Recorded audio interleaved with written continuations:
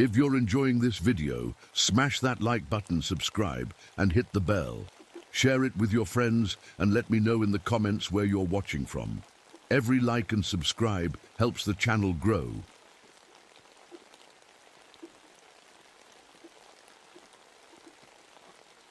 The morning fog hung thick over the Everglades as I guided my canoe through the narrow channels between the mangroves. My paddle barely made a sound as it cut through the dark water. That's how I liked it. Silent, observant. The swamp had its own language, and after 5 years as a ranger here, I was finally starting to understand it.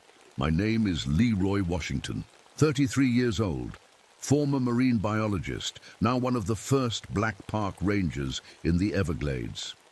Some folks around here still weren't used to that fact, but the animals and trees didn't seem to mind. This summer of 1972 had been strange. The rains we normally counted on hadn't come, leaving parts of the park drier than I'd ever seen them. Animals were behaving oddly too, alligators abandoning their usual territories, birds migrating out of season. Something wasn't right. I'd been sent out to investigate reports of poachers in the southern section. With the drought, some of the more remote channels had become easier to access, and that always brought trouble. But as I rounded a bend in the waterway, what I found wasn't poachers. It was a fishing boat drifting sideways in the channel, its motor tilted up. No one was at the helm. "Hello?" I called out, paddling closer. "Park ranger, anyone on board?" No answer came, but as I pulled alongside, I heard something. A small whimper coming from beneath a tarp in the bow. Carefully, I tied my canoe to the boat and climbed aboard, one hand resting on my sidearm. When I lifted the tarp, I found a small girl curled up in a ball, her eyes wide with terror. Couldn't have been more than 8 years old. She flinched when I reached toward her. "It's okay," I said softly. "I'm Ranger Washington. I'm here to help." I showed her my badge. "What's your name, sweetie?" She just stared at me, trembling. "Where are your parents?" I asked, looking around the empty boat. There were signs of a struggle. A broken fishing rod, scattered tackle, a cooler overturned with sandwiches and sodas spilled across the deck. The girl finally spoke, her voice barely a whisper. The tall man from the water took them.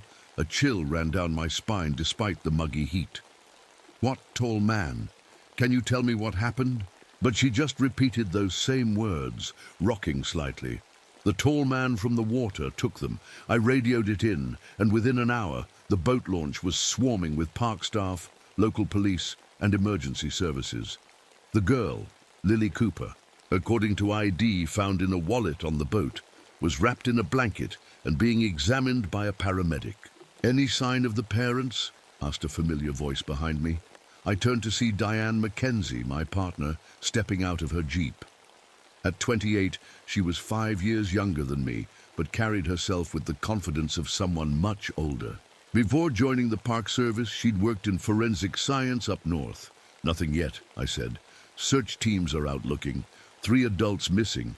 The girl's parents and an uncle, best we can figure." Diane frowned, watching as sheriff. Earl Pickman strutted around, barking orders at his deputies. "Pickman thinks it's an alligator attack." I shook my head. "Gators don't drag 3 grown adults off a boat without leaving any blood, and they sure don't close the cooler afterward." "What do you think happened then?" I hesitated, remembering the girl's words.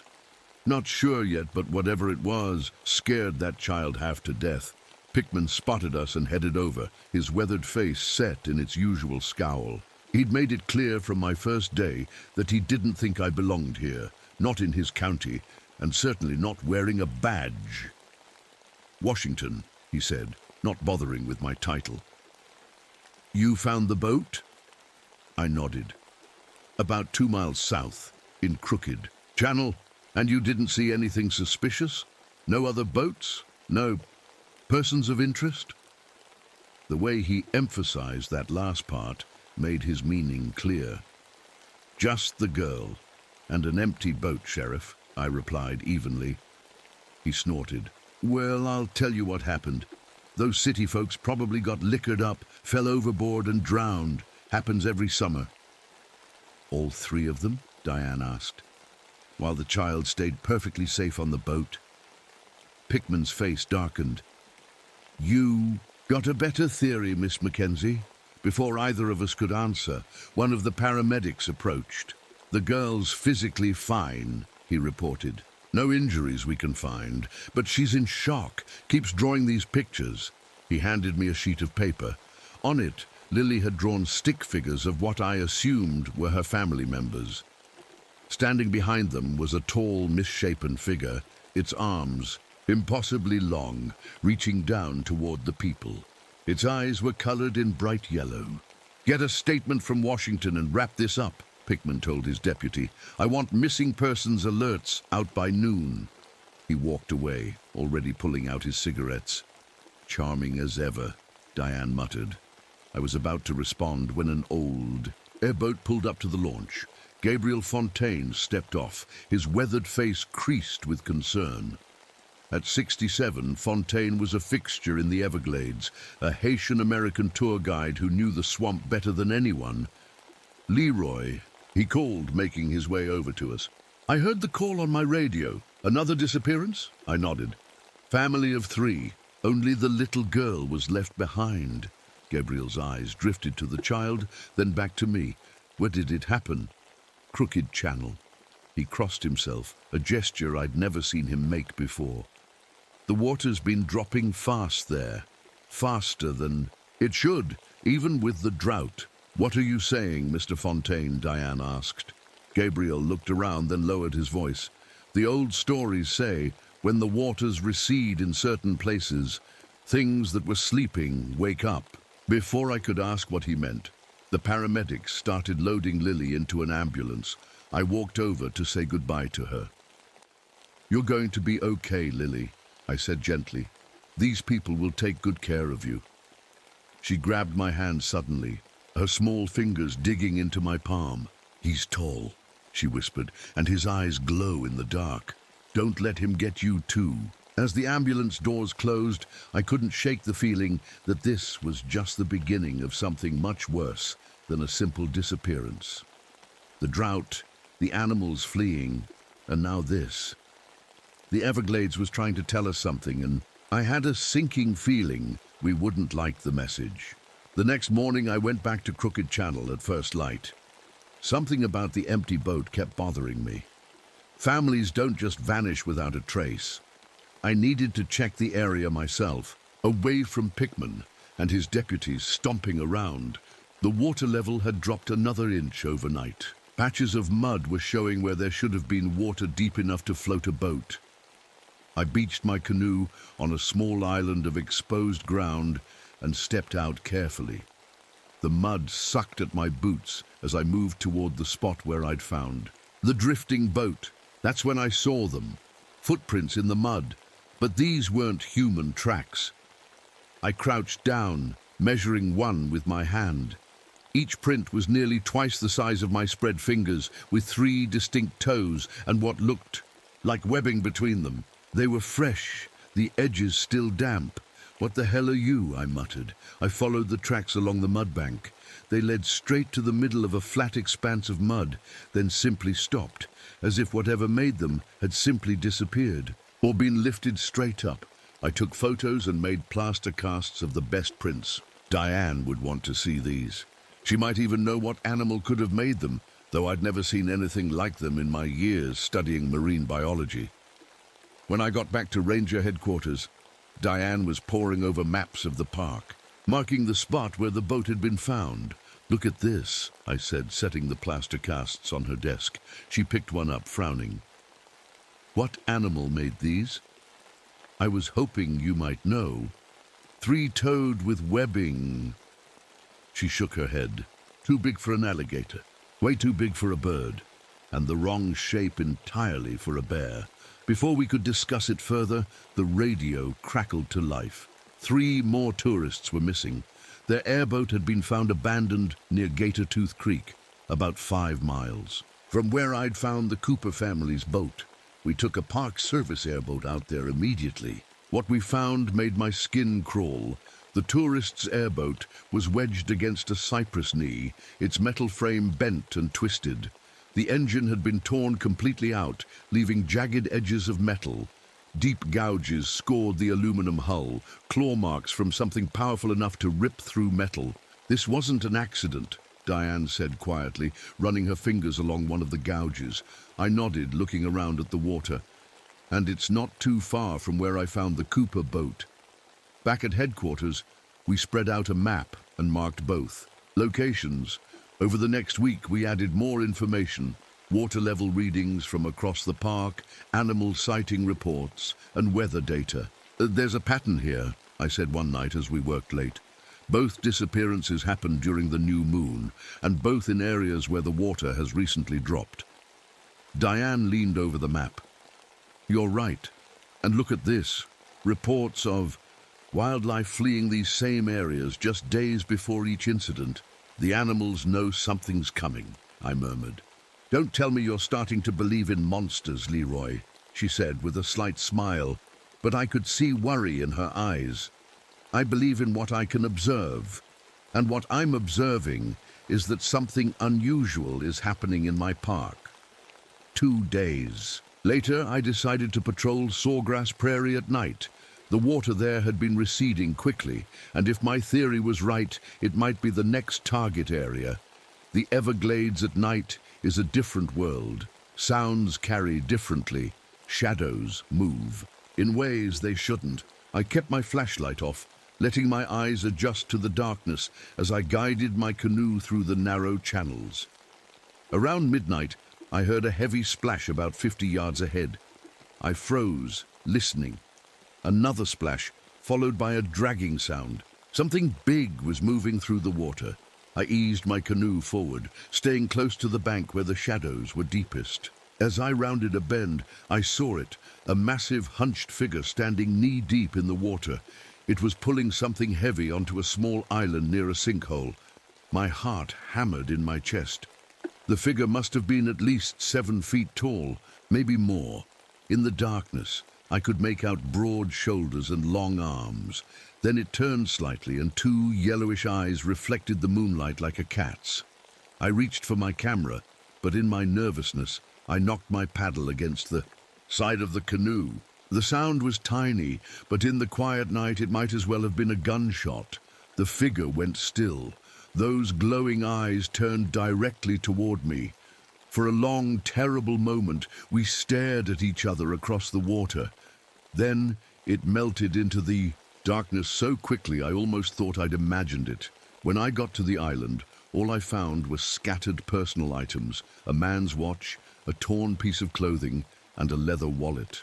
And everywhere, coating the ground and the nearby plants, was a thick black substance that smelled worse than anything I'd encountered before, like rotting vegetation and dead fish left in the sun for days. I gagged, covering my nose with my handkerchief as I collected samples of the substance. Whatever I'd seen, it was real, and it was hunting in my park.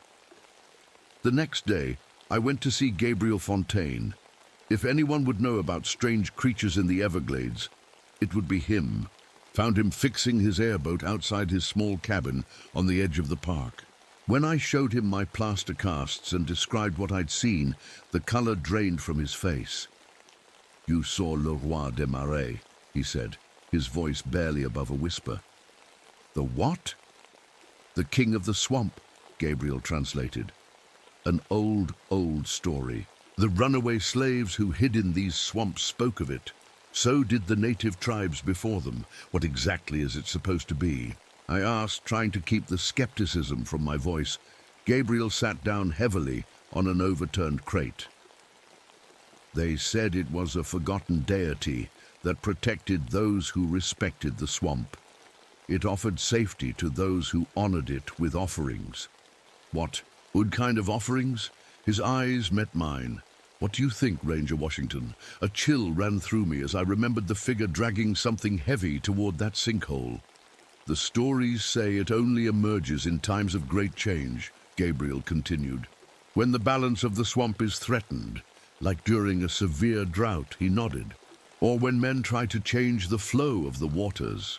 As I drove back to headquarters, Gabriel's warning echoed in my mind.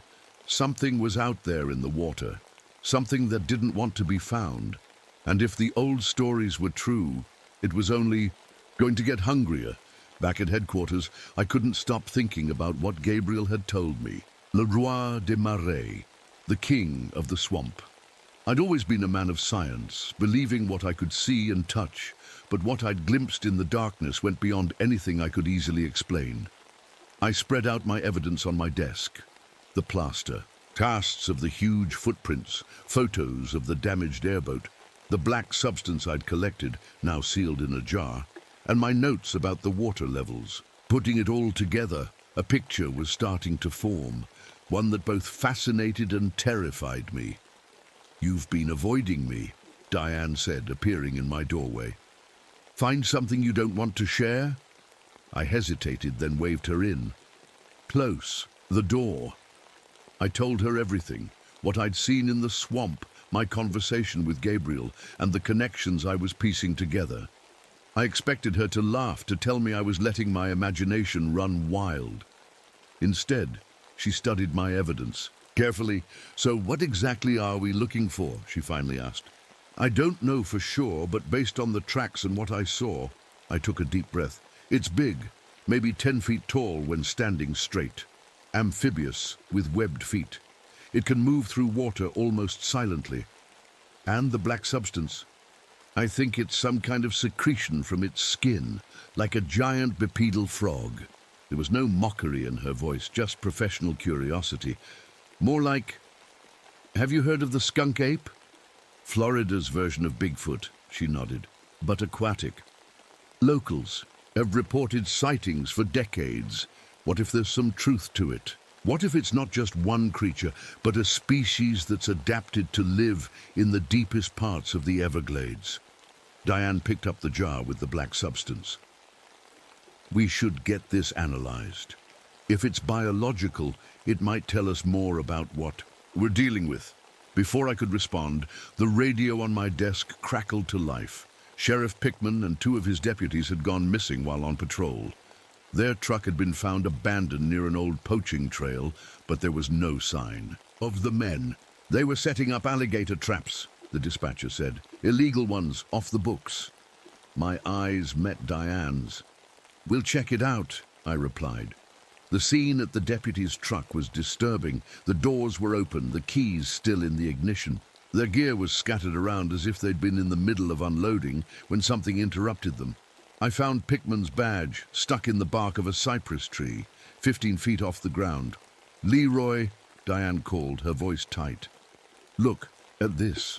She was standing by the edge of the water, pointing to more of those 3-toed tracks. But there was something else. Drag marks leading into the water and splashes of the same black substance I'd found before. "It took them," I said quietly. "All 3 of them."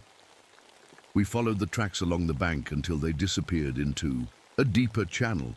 While we were examining the area, a strange smell hit me, musky and strong, like rotten eggs mixed with something sweet and sickly. "Do you smell that?" I asked. Diane nodded, covering her nose. "What is it?" "I think it's from the same creature." Gabriel mentioned something. I tried to remember his exact words. He said the old stories claimed the creature could make people follow it willingly into the water. How? "I'm not sure, but what if it's some kind of chemical, something that affects the brain, makes people hallucinate or become suggestible?" We took more samples and headed back, both of us quiet, lost in our own thoughts. That night, I couldn't sleep. I kept thinking about the pattern of the disappearances. If this creature was real, why these specific people? Why now, during this drought? I drove back to the ranger station early the next morning and started pulling files on all the victims. 3 hours later, I found the connection. When Diane arrived, I was surrounded by papers and maps. "I know why it's taking these specific people," I said without preamble. "Why?" "The Cooper family. Mr. Cooper worked for a development company that's been lobbying to drain parts of the Everglades for a new housing project. The missing tourists. They were part of an off-road vehicle club that's been fighting the park's restrictions on ATVs. And Pickman? He's been taking bribes from poachers for years, letting them hunt protected species. Diane stared at the files. You're saying this creature is targeting people who've hurt the park? It sounds crazy, I know, but look at the evidence. She sat down slowly. So, what do we do? How do we stop it? I'm not sure we should, I admitted. Maybe it's just defending its home. Leroy, it's killing people. I know. I rubbed my eyes. We need to find its lair. That might tell us more about what we're dealing with. Based on the pattern of sightings and disappearances, we determined the creature must be using underwater passages to move around. The park, many of the sinkholes in the Everglades, connected to vast underground cave systems. The next day, we took diving gear to the sinkhole where I'd seen the creature. The water was dark and murky, visibility limited to just a few feet. We descended, slowly, our flashlights cutting weak paths through the gloom. About 30 feet down, we found an opening in the limestone. An underwater tunnel large enough for a person to swim through, or something much bigger. We followed it, the narrow passage occasionally opening into wider chambers. The tunnel seemed to go on forever, twisting through the rock. Just as my air gauge was warning me we needed to turn back, the tunnel opened into a massive cavern with a pocket of air at the top. We surfaced in darkness, the beams of our flashlights revealing a horrifying sight. The cavern was filled with human remains. Not just recent ones, there were bones, clothing, and personal items that looked decades old. Some appeared to date, back to the Civil War based on the deteriorated uniforms and equipment visible. My God, Diane whispered, her voice echoing in the chamber. It's been here a long time, I said, using this place to store its victims. As we explored the cavern, we found something else. Fresh claw marks on the walls, and nests made of vegetation, bones, and mud. The strong, musky smell was overwhelming here. Look at this, Diane called, shining her light on a section of wall. What I saw sent a shiver down my spine. Crude drawings covered the rock face, images of a tall, humanoid figure with long arms and webbed hands. Some showed it dragging people into the water, others depicted people kneeling before it, offering what looked like sacrifices. It's intelligent, I said, maybe even worshipped at some point. A splash from deeper in the cavern made us both freeze. Something was moving in the water, heading our way. We need to go, I whispered. Now. We swam back through the tunnel as fast as we could, that feeling of being hunted pushing us forward. I couldn't shake the certainty that yellow eyes were watching from the darkness behind us. When we finally reached the sinkhole and climbed out onto solid ground, we were both shaking, not just from the cold water, but from what we'd discovered. We need a plan, Diane said as we loaded our gear into the truck. We need to stop this thing before it kills again. I nodded, though a part of me wondered if we were making a terrible mistake. The skunk ape, or Le Roi des Marais, or whatever it was, had been here long before us. Maybe it had more right to the Everglades than we did, but I couldn't stand by and let more people die, no matter what they might have done to deserve the creature's wrath. I think I know how we might be able to trap it, I said, starting the engine, but it's going to be dangerous. Little did I know just how dangerous it would turn out to be, not just because of the creature, but because of the secrets some people would kill to protect. For the next 3 days, I barely slept. I pored over maps of the Everglades, tracking water levels, sinkhole locations, and every reported sighting of unusual activity. Somewhere in this data was the key to finding and stopping the creature. One evening, as a thunderstorm rolled in from the Gulf, Diane and I were testing different equipment in the ranger station garage. I've been thinking about the creature's behavior, I said, connecting wires to a car battery.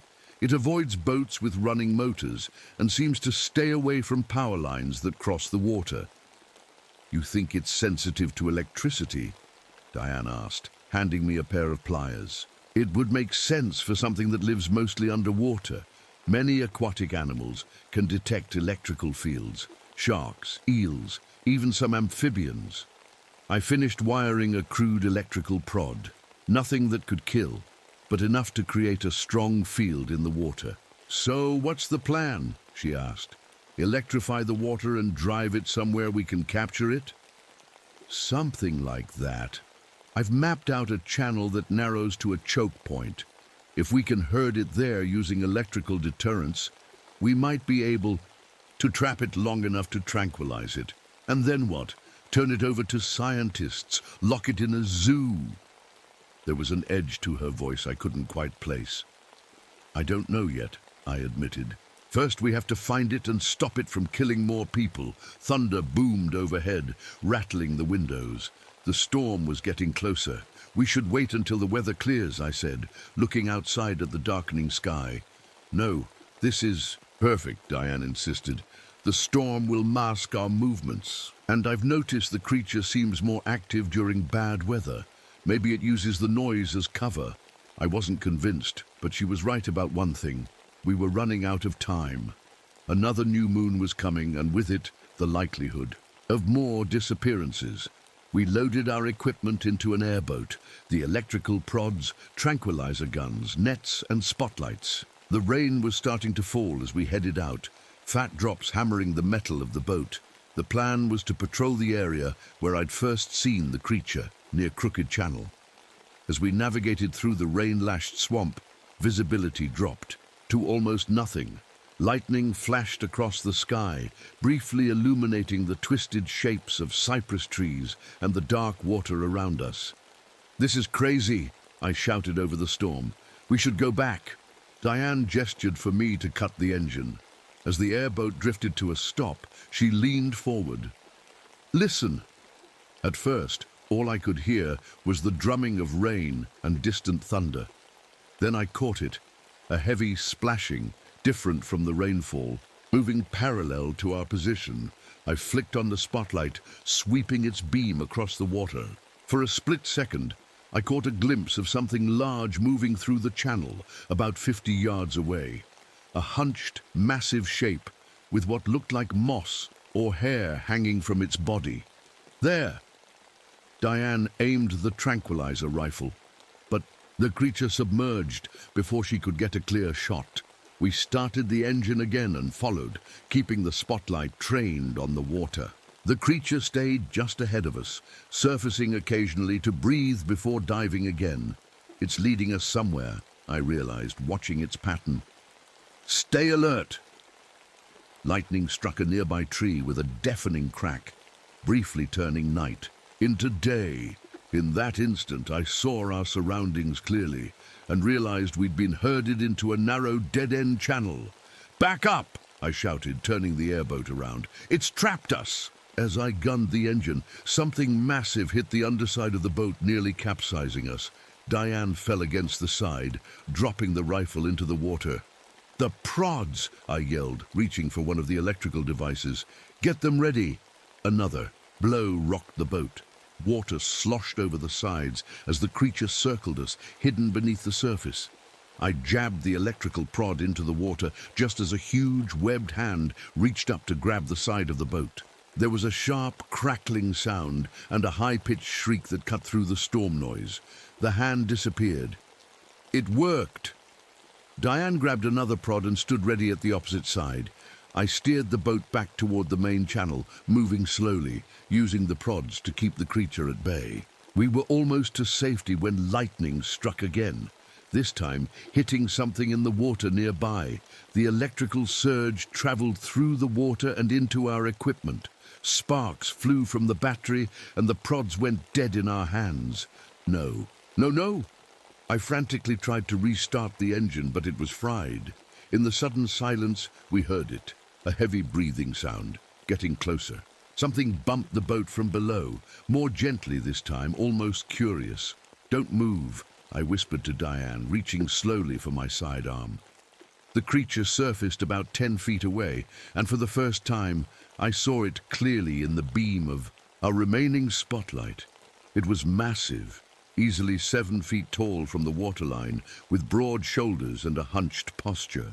Its skin was a mottled greenish-brown, covered in patches of moss and algae that hung like hair from its arms and back. The 3-fingered hands ended in long, curved claws. But its face was the most unsettling part. A broad, flat head with a wide mouth full of small, sharp teeth and those glowing yellow eyes, intelligent and ancient. For a long moment, it simply watched us, water streaming from its body in the pouring rain. Then it began to move toward the boat. "Leroy," Diane said, quietly, "I'm sorry." Before I could ask what she meant, she pulled out a revolver and fired, not at the creature, but at the spotlight, plunging us into darkness. "What are you doing?" I demanded, trying to find her in the dark. "Something I should have done weeks ago," she replied, her voice suddenly cold. "You were right about one thing, Leroy. The creature is intelligent, and it can be reasoned with." Lightning flashed again, and I saw her standing at the edge of the boat, the revolver now pointed at me. "You're working with the developers," I said, the pieces finally falling into place. "The ones who want to drain the Everglades," she nodded. "Sunset Acres.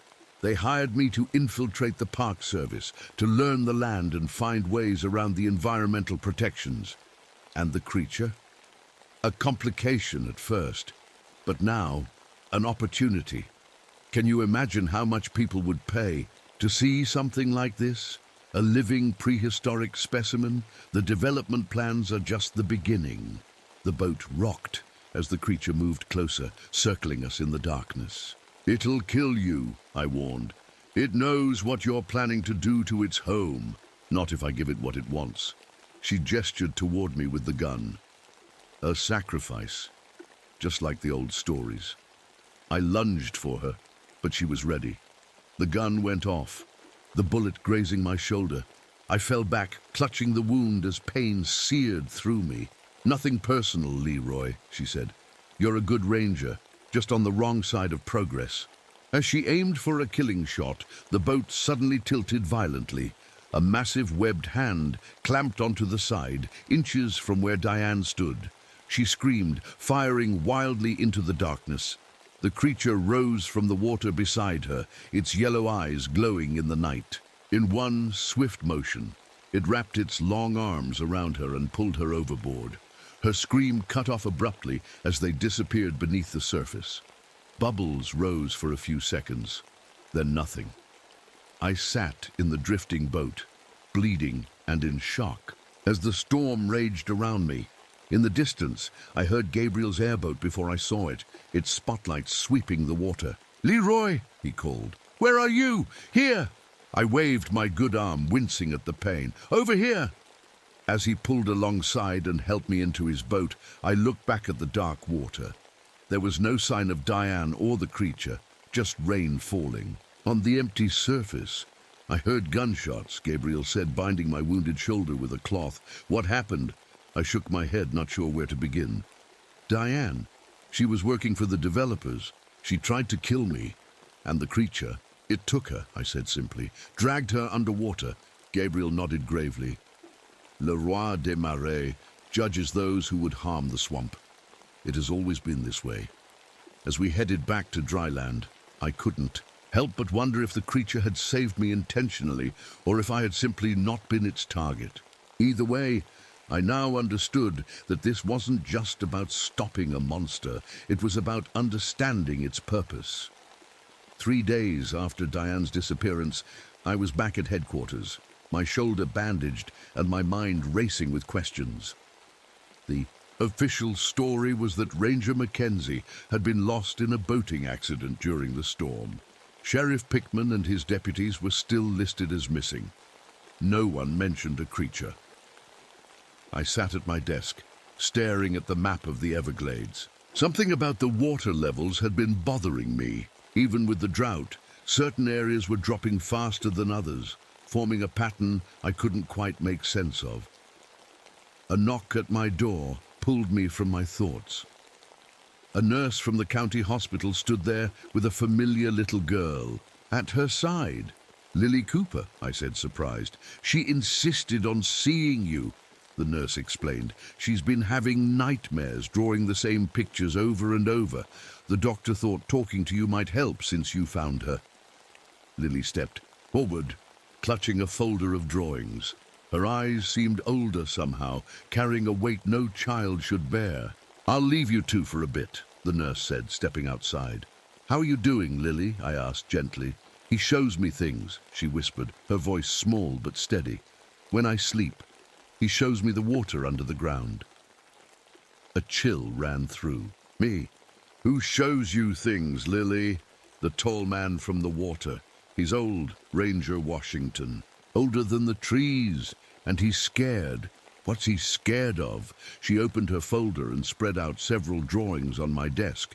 They showed crude but detailed maps of the Everglades, with blue lines running beneath the surface, connecting different areas. "The water is sick," she said, pointing to red spots she'd drawn over certain areas. "Bad people are making it sick. They want to make it go away." I looked closer at her drawings, suddenly realizing what I was seeing. "Lily, these are underground. Springs, aren't they? Natural aquifers that feed the Everglades," she nodded. "The tall man protects them. That's his job. Has been since forever." I compared her drawings to my maps. The areas with rapidly dropping water levels perfectly matched the locations she had, marked with red. Places where the underground water sources were apparently being damaged or diverted. "Do you know what's happening to these springs?" I asked. "The bad people are putting things in the ground, big pipes that steal the water." She looked up at me with serious eyes. "The tall man is angry about it, but he showed me that you're different. You'll help." After Lily left, I did some digging. Sure enough, Sunset Acres, the development company Diane had mentioned, had secretly begun installing drainage systems in several locations, disguising them as scientific research equipment. They were literally stealing water from beneath the Everglades, testing their drainage technology before beginning their main project. The creature, the thing I'd been hunting as a monster, was trying to protect the hidden springs that kept the Everglades alive during droughts. I knew what I had to do, but I needed help. I called Gabriel. "We need to go back out there," I told him. "Tonight, I think I understand now." As darkness fell, we took Gabriel's airboat to the largest of the sinkholes Lily had marked. The night was clear, the new moon providing almost no light. Perfect for what we needed to do. "Are you sure about this?" Gabriel asked as we cut the engine and drifted toward the center of the pool. "No," I admitted, "but it's the only way to stop this from happening again." I had brought no weapons, no traps, no electrical prods. Just a lantern and some maps showing the locations of the illegal drainage equipment. "It can sense our intentions," Gabriel reminded me.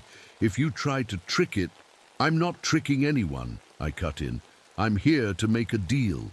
We sat in silence. For nearly an hour, the only sounds the occasional splash of fish and the distant call of night birds. Then we heard it, a subtle change in the water's movement, a presence beneath the surface. "It's here," Gabriel whispered. The creature rose slowly from the water about 20 feet from our boat, just its eyes and the top of its head visible. Those yellow eyes watched us warily, glowing faintly in the darkness. "I know what you are," I called out, my voice steady despite my racing heart. "And I know what you're protecting." I held up the lantern, illuminating the maps I'd brought. The springs beneath the swamp, the lifeblood of the Everglades.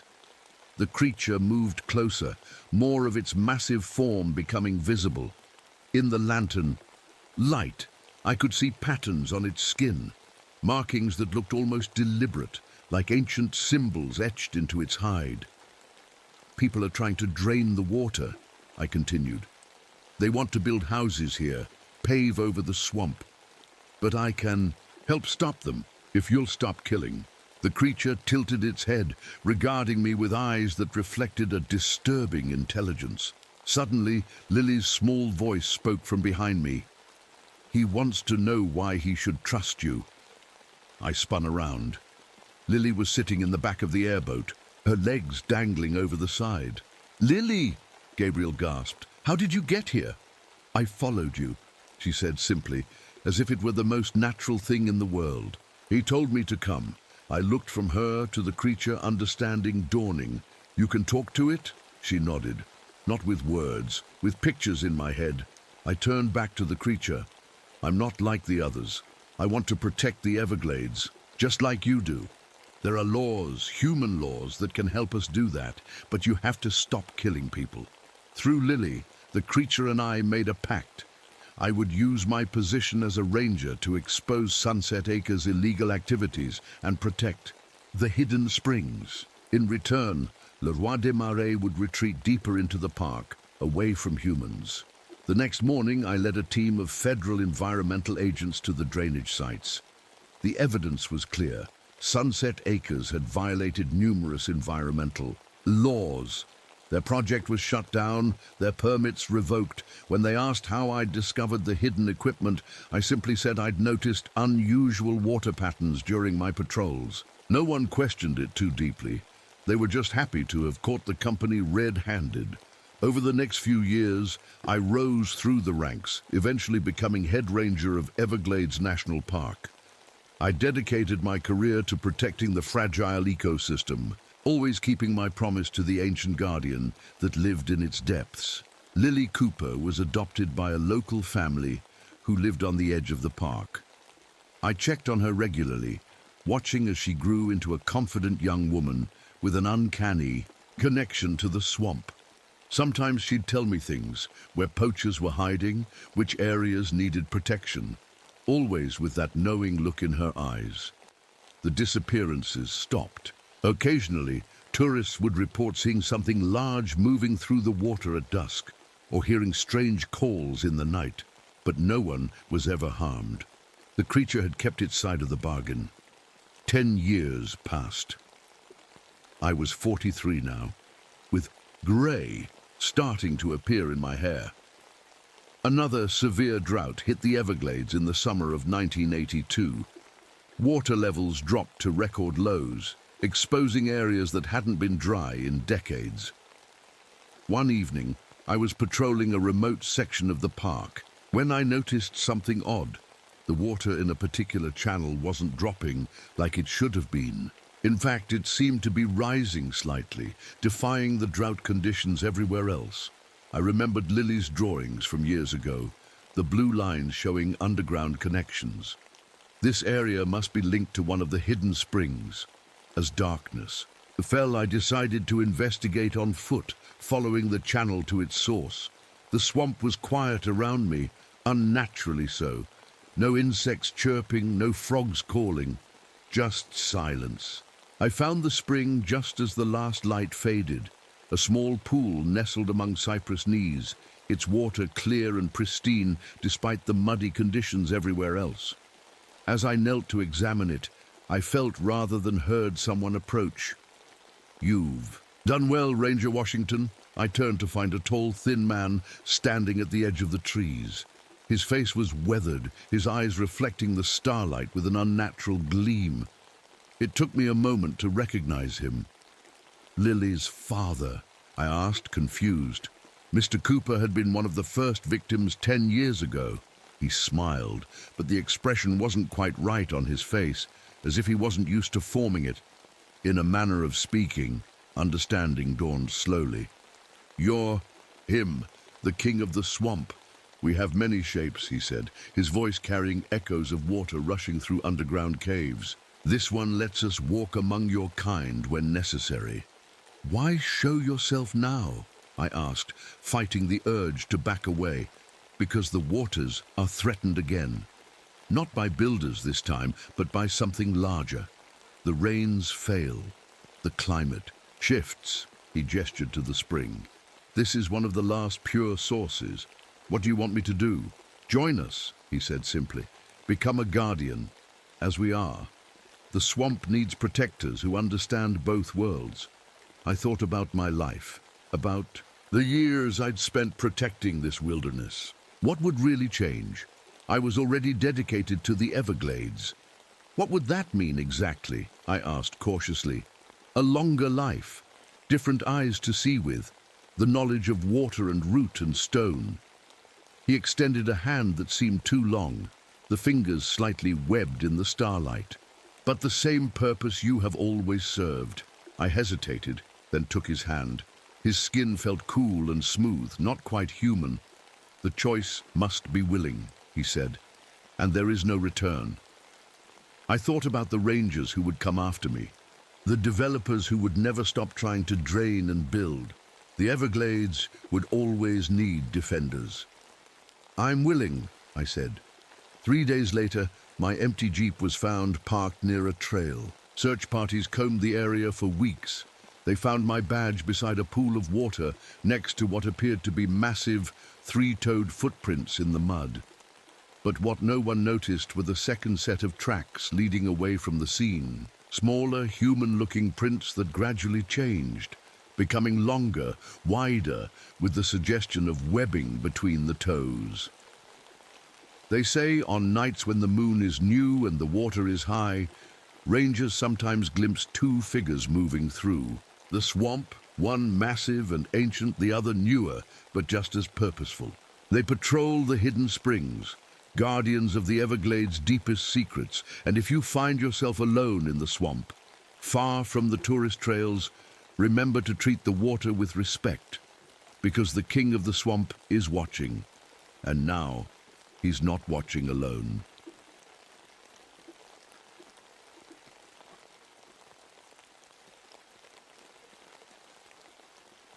Rain pounded on the roof of my government-issued Jeep as I pulled up to the ranger station.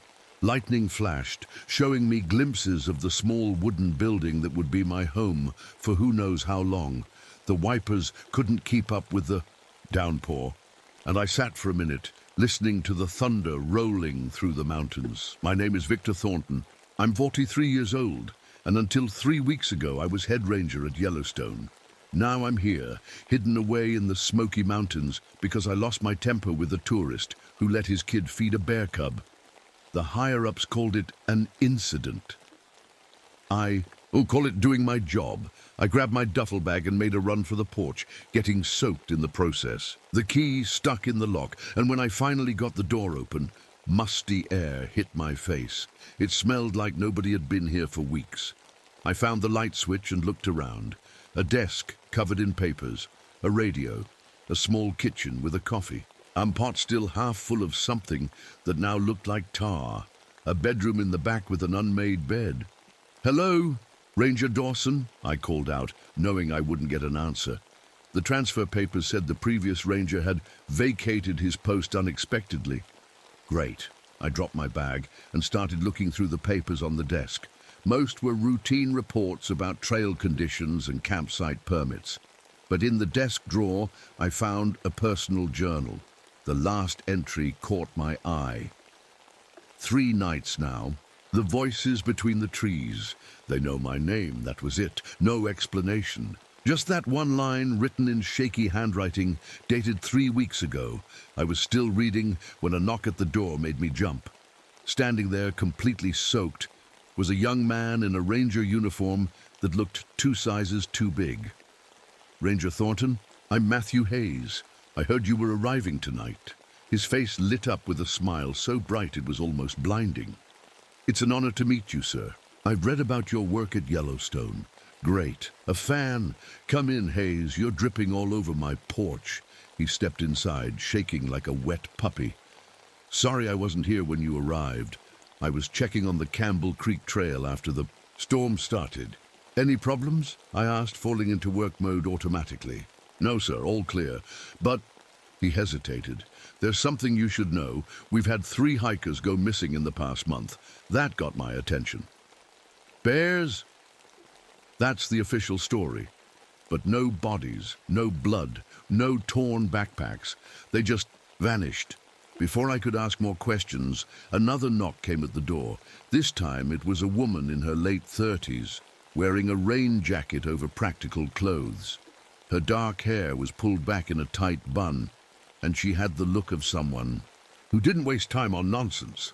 "Dr. Porter," Hayes said, "this is Ranger Thornton, the new head ranger." She gave me a quick once-over. "Victor Thornton, I heard about what happened at Yellowstone." "Word travels fast," I said. "Small community." She took off her jacket. "I'm Amelia Porter, regional wildlife biologist. I've been studying a series of unusual deer deaths in the area." "Unusual how?" I asked. "The bodies are completely drained of blood, but there are no predator marks. No wounds at all, in fact." She looked me straight in the eye. "Something's not right in these woods, Ranger Thornton." That night, after Hayes and Porter left, I sat at the desk looking through Dawson's journal. Most entries were normal, weather reports, wildlife sightings. But about 6 weeks ago, they changed. He wrote about cold spots on the trails, about feeling watched, about dreams where he was lost in the woods, following voices that sounded like his dead wife. I closed the journal and looked out the window at the dark trees. The rain had stopped, but the forest was still dripping. In the distance, something howled. Not quite a wolf, not quite anything I'd ever heard before. I'd been in these mountains less than a day, and already I could feel it. Something wasn't right here, and whether I wanted it or not, it was now my problem. I woke up early the next morning to someone banging on the door. When I opened it, I found an old man with a white beard and overalls. He smelled like moonshine and hadn't bathed in a while. "You the new ranger?" he asked, looking me up and down. "That's right. Victor Thornton." He spat on the ground. "Jenkins. Folks call me Old Man Jenkins." He leaned in closer. "You best be careful up here, Ranger. They're active again. They, the skin stealers. They take your face, wear it like a mask." He tapped his temple. "Been happening every 50 years, like clockwork. Nobody believes old Jenkins, but I seen 'em out there in the deep woods where the sun don't touch the ground." I sighed. Every park had its local character with wild stories. "Thanks for the warning, Mr. Jenkins." "Don't thank me. Just stay out of the north woods when the moon is full." He turned to leave, then stopped. "And if you hear voices that sound like people you know, run the other way." As he shuffled off, Hayes pulled up in his Jeep. "I see you met Jenkins," he said with a smile. "Don't mind him, he's been telling those stories for years." "What's his deal?" I asked as we got in the Jeep for my first patrol. "Lives alone in a cabin about 3 miles from here, makes moonshine, mostly keeps to himself." Hayes started the engine. "Some say he used to be a ranger here back in the 40s, but no one knows for sure." As we drove down the muddy road, I couldn't shake the feeling that Jenkins's warning wasn't just the ramblings of a drunk old man. Between his skin stealers and Dawson's voices between the trees, something had these people spooked. And deep down, where the memories of Korea still lived, I knew what it felt like when danger was real. The next morning, Hayes and I headed out to check the area where the last hiker had disappeared. The trail wound through thick trees, with the morning fog still hanging low. The air felt heavy and wet in my lungs. "What was the hiker's name?" I asked as we walked. "Melissa Chen, 26 years old, experienced hiker from Knoxville," Hayes said. "She was supposed to meet friends at the Laurel Falls campsite, but never showed up." We reached a fork in the trail, and I noticed something odd. The ground was soft from yesterday's rain, perfect for tracking, but there were prints I'd never seen before.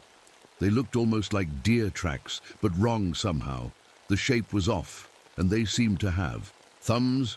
I knelt down for a closer look. "Hayes, ever seen tracks like these?" He shook his head, eyes wide. "Never. What kind of animal makes prints like that?" "I don't know."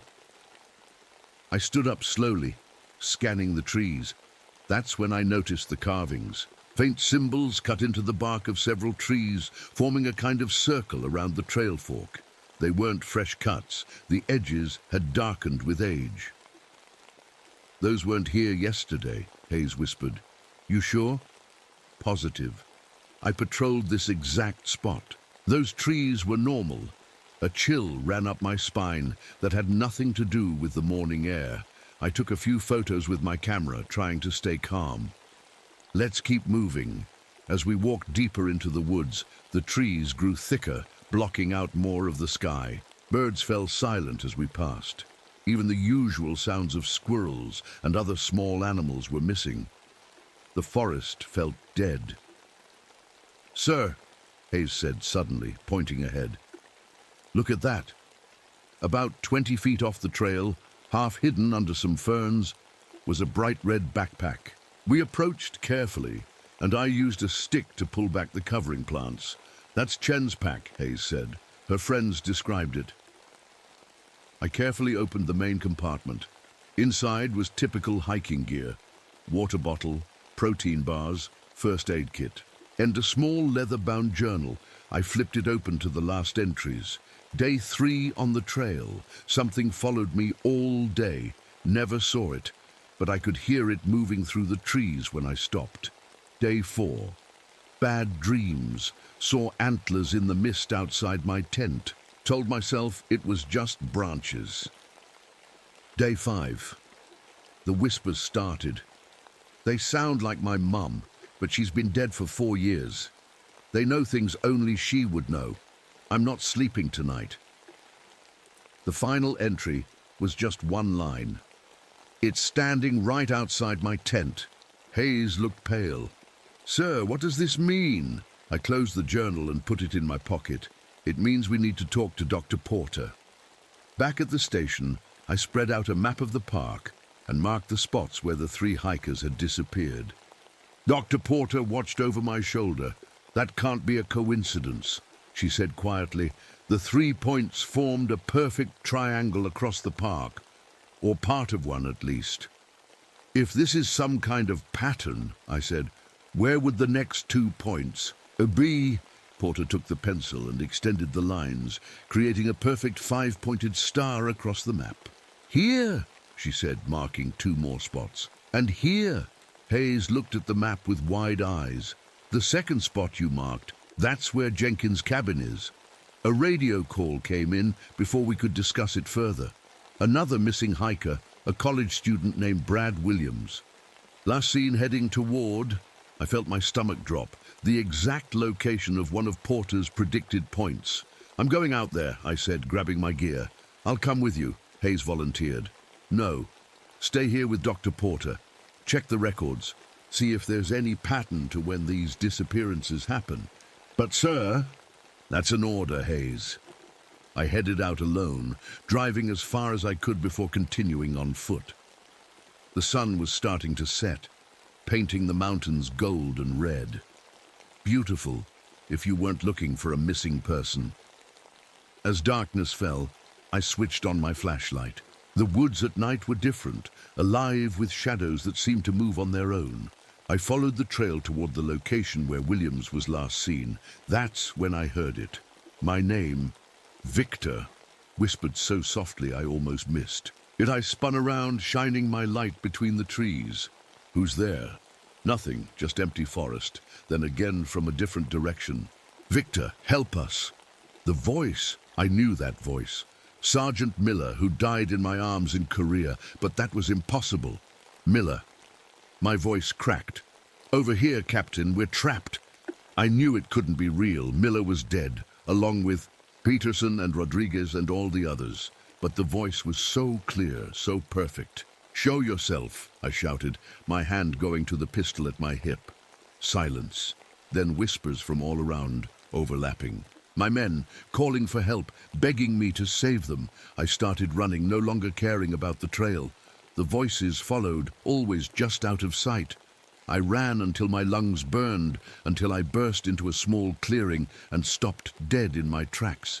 Hanging from the branches of the trees, like grotesque flags, were pieces of ranger uniforms. Shredded, stained with what looked like dried blood.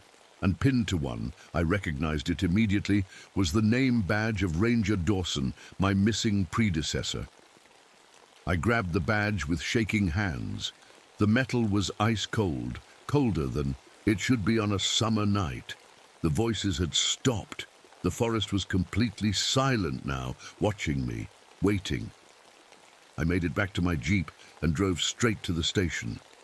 Dr. Porter was still there, surrounded by old books and papers. "The Cherokee have stories," she said without looking up when I walked in, "about a creature they called the deer that walks like man. It appears every 50 years to claim human vessels." "What does that mean?" I asked, showing her Dawson's badge.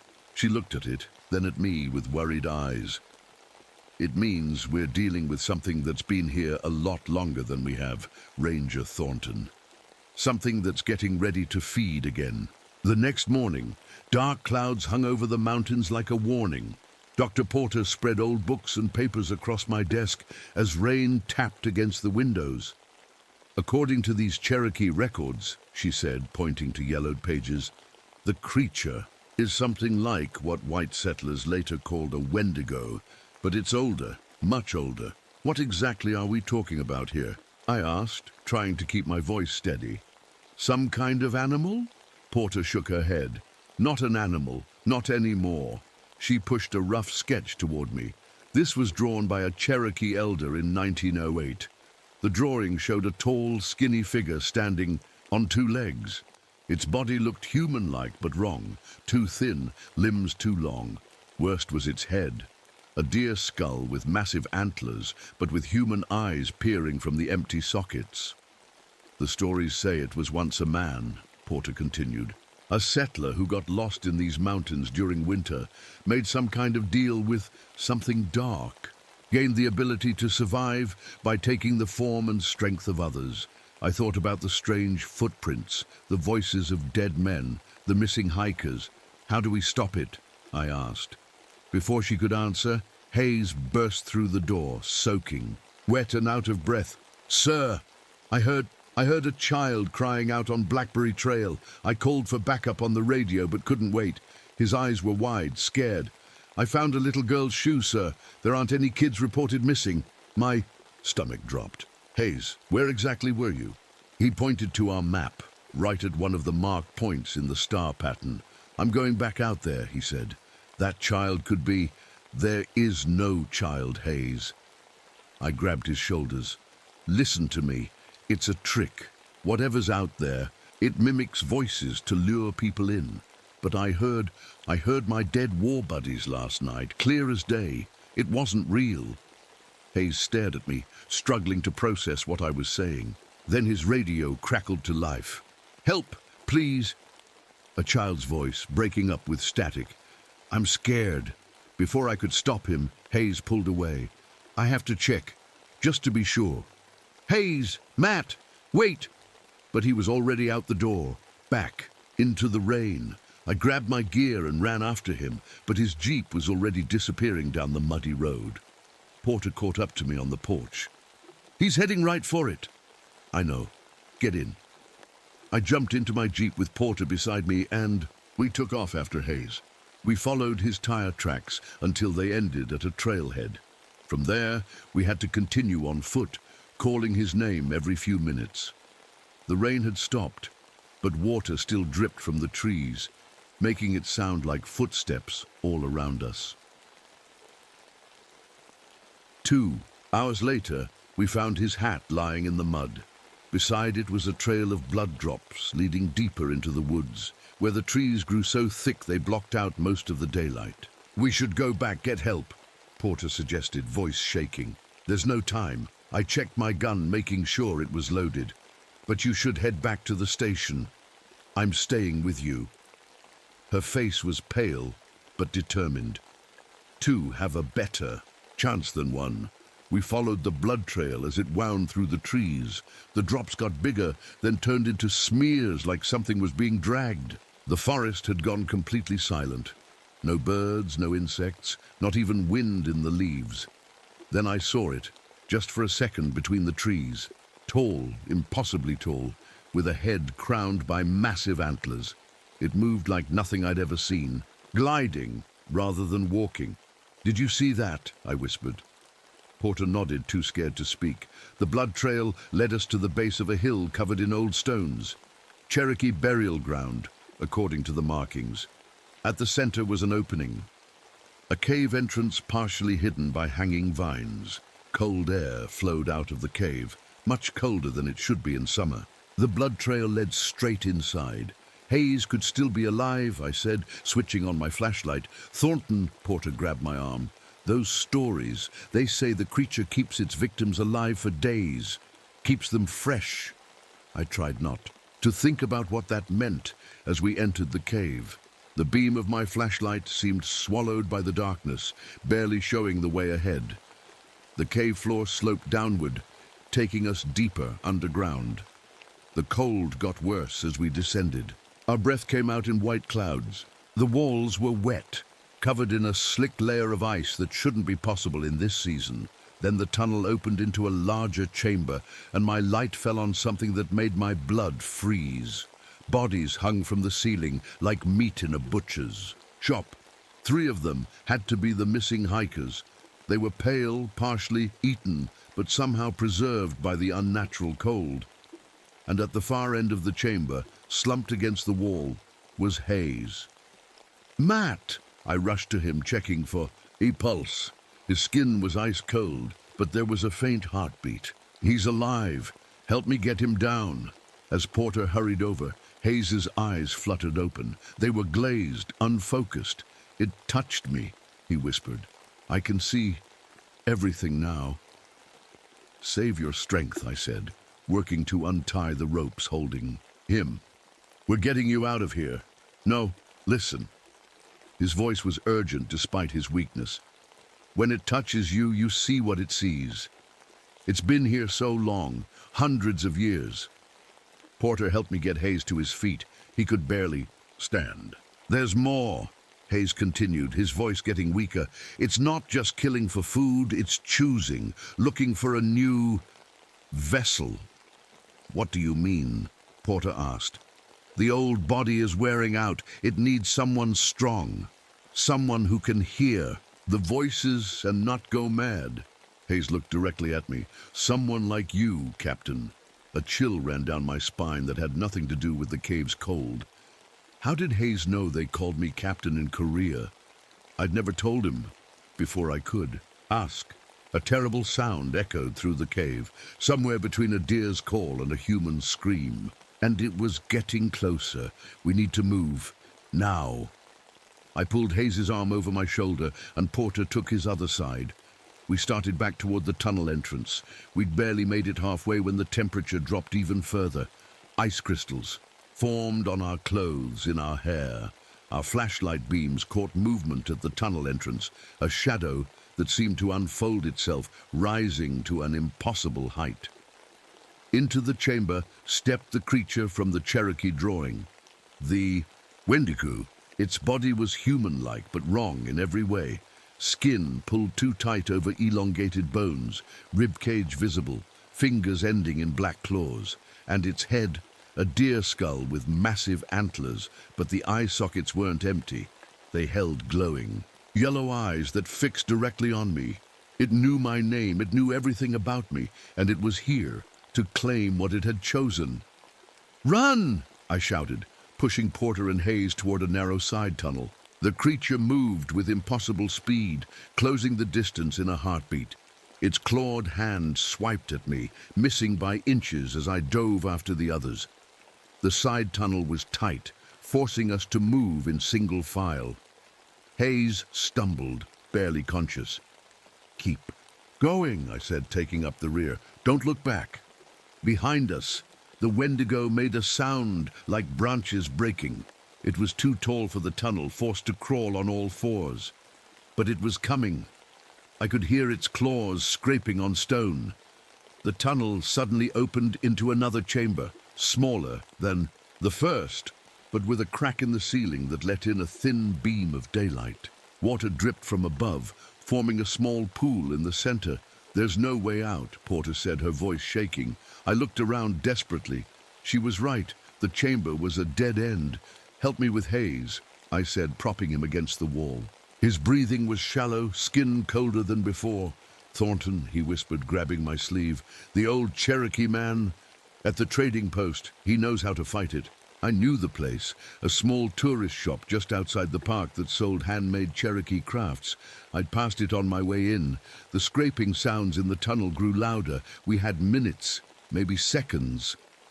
"Porter, your lighter," I said, remembering. The silver Zippo I'd seen her use.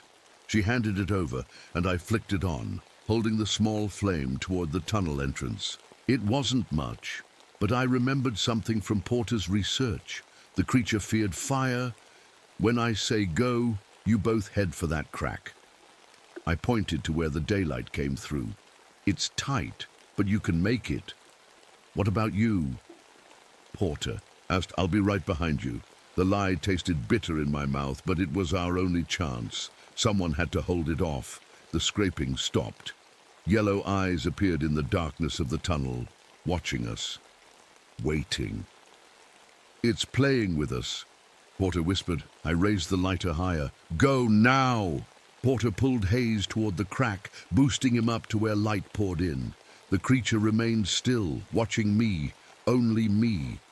Then it spoke, using Hayes's voice. "It won't work, Captain. You can't save them all, just like Korea." My hand trembled. How did it know? How could it possibly know what happened there? "You're not real," I said through gritted teeth. "You're just a bad dream." It laughed then, a sound like dry leaves scraping together, and it stepped into the chamber, rising to its full height, antlers nearly touching the ceiling. "I am the oldest dream," it said, now using Dr. Porter's voice perfectly. "I was here before your kind built cities. I will be here when they fall." I backed up, keeping the flame between us. Porter had managed to push Hayes through the crack and was halfway up herself. The creature took another step forward. The lighter's flame suddenly grew, flaring up like a torch. The Wendigo hissed, backing away slightly. That's when I noticed something. The water on the ground reflected the flame, and the reflections seemed to hurt it too. Light. The creature hated light. "Hurry!" I called to Porter, who was struggling to pull herself up through the narrow opening.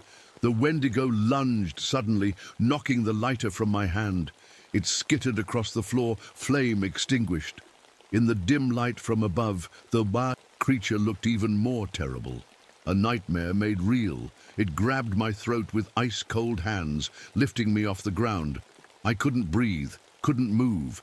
Its yellow eyes stared into mine, and suddenly I was somewhere else, seeing visions of snowy forests, of colonial settlements, of centuries passing like seconds. I saw what it had seen, felt what it had felt, the endless hunger, the loneliness, the cold that never ended. "Your body will serve me well," it whispered in my own voice. "Strong, resilient, perfect." From far away, I heard Porter scream my name. The creature's grip tightened, and darkness started closing in around my vision.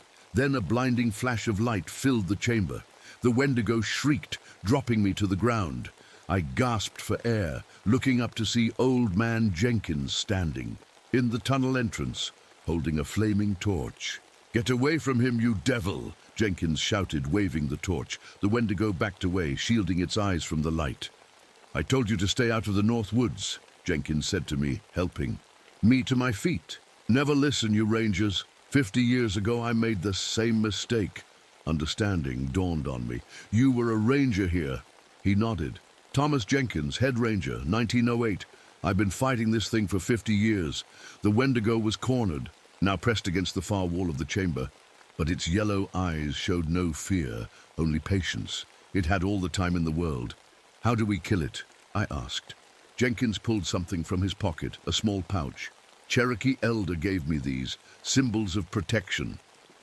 He tossed it to me. Inside were small stones carved with the same symbols I'd seen on the trees. "Make a circle," Jenkins instructed. "Quick, while the light holds it back." I scattered the stones in a circle around the creature. It watched me, perfectly still. "Now what?" I asked as I completed the circle. "Now we need a sacrifice," Jenkins said grimly. "Blood freely given." Before I could stop him, Jenkins stepped inside the circle with the Wendigo. The creature's eyes widened with what looked almost like fear. "Jenkins, no!" I reached for him, but it was too late. "I should have done this 50 years ago," he said. "Instead, I ran, hid, let it take others." He looked at me with clear eyes. "No more." The Wendigo lunged at Jenkins, but the old man was ready. He thrust the torch directly into the creature's chest. There was a sound like ice cracking, and both Jenkins and the Wendigo burst into blinding white light. I shielded my eyes, feeling heat wash over me like a wave. When I could see again, both were gone. The carved stones had turned to ash. All that remained was Jenkins's ranger badge, lying in the center of the circle, untouched by the fire. I picked it up with shaking hands. The metal was warm now, not cold. "Thornton," Porter called from above. "Are you all right?" "It's over," I called back. "The creature's gone." But as I made my way toward the crack where daylight poured in, I couldn't shake the feeling that something was wrong. The visions I'd seen when the Wendigo touched me hadn't faded, and there was a strange tingling sensation at my temples that wouldn't go away. Whatever had happened in that cave, it wasn't really over. It had only changed. Fire spread quickly through the dry summer forest. By the time we got Hayes to safety, half the mountainside was ablaze. Rangers from neighboring districts came to help fight the flames. No one asked too many questions about what started it. They were just glad we'd made it out alive. Hayes spent 2 weeks in the hospital. The doctors couldn't explain his condition, the strange cold that lingered in his body, the nightmares that made him scream in his sleep. But he was alive, and that was what mattered. Dr. Porter went back to her research, now focused on Cherokee legends and protection symbols. Sometimes I'd catch her watching me with a worried look, but she never said why. As for me, I stayed. Someone had to run the ranger station. And despite everything, I couldn't bring myself to leave these mountains. They had gotten under my skin in a way I couldn't explain. But things were different now. I could see things others couldn't. The first time it happened was at the hospital visiting Hayes. An old woman shuffled past his room, and around her floated a soft grey light. When I asked the nurse about her later, she looked at me strangely. "Mrs. Wilson, she passed away last night, Ranger Thornton. After that, I started noticing it everywhere. People surrounded by different colored lights, some bright and strong, others dim and fading. I began to understand what they meant. The bright ones had years ahead of them. The dim ones didn't. I never told anyone. Who would believe me? But I used it in my work. When hikers went off trail, I somehow knew which direction to search. When a storm was coming, I could feel it in my bones hours before the weather report. The park superintendent called it exceptional instinct. If only he knew. 6 months passed.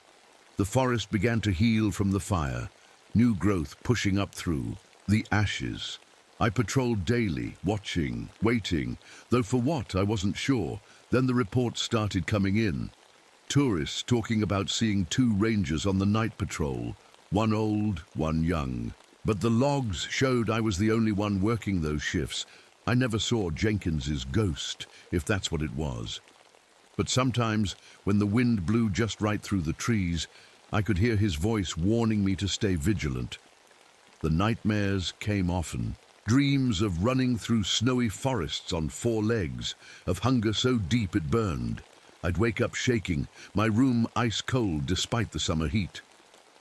One morning, I noticed something while shaving. 2 small bumps on my temples, hidden by my hair. They were hard to the touch, like bone. Over the next few weeks, they grew slowly, and I took to wearing my ranger hat pulled low, even indoors. Dr. Porter visited occasionally, bringing books and research papers. We never talked about what happened in the cave, but she left protective symbols, carved stones, bundles of herbs around the station. I pretended not to notice. The Cherokee believe the Wendigo's spirit can transfer to a new host, she said, one evening trying to sound casual. If its physical form is destroyed, I kept my eyes on the report I was writing. That's so. They say you can tell by the cold that follows them, by their ability to see death before it comes. Her eyes were fixed on me. By the antlers that eventually grow. I finally looked up at her. What exactly are you asking me, Dr. Porter? You still you, Victor. The question hung in the air between us. I thought about the changes I'd felt since that day in the cave, the visions, the cold that never quite left my bones, the growing bumps on my head. Most days, I answered honestly, and the days I'm not. I stay in the deep woods, away from people. She nodded slowly, then placed something on my desk, a small leather pouch. Cherokee protection charms. Wear them. They help keep it dormant. I took the pouch, feeling its warmth against my cold fingers. Will it ever go away? I don't know. Her eyes were sad. But Jenkins fought it for 50 years. Maybe you can too. After she left, I walked to the bathroom and stared at my reflection. In the mirror, in the dim light, my eyes seemed to have a yellowish tint. I pushed back my hair to reveal what I'd been hiding. The small antler nubs growing from my temples, now impossible to deny. The Wendigo wasn't gone. Part of it lived in me now. I could feel its hunger, its ancient knowledge, its cold patience. But I could also feel Jenkins's strength, his 50 years of resistance. This was my burden now, my battle. These mountains needed a protector who understood the danger lurking in the deep woods. Someone who could hear the whispers between the trees and know what they meant. I put my hat back on and stepped outside into the night. In the distance, something howled. Not quite a wolf, not quite anything. Natural. It was calling to the part of me that wasn't human anymore. But tonight, at least, I wouldn't answer. Tonight, I was still Victor Thornton, head ranger of the Great Smoky Mountains National Park, guardian of the wilderness and the people who came to enjoy it. And if sometimes I patrolled with the ghost of an old ranger at my side, keeping watch over both the forest and me, well, that was just another secret of the Whispering Woods.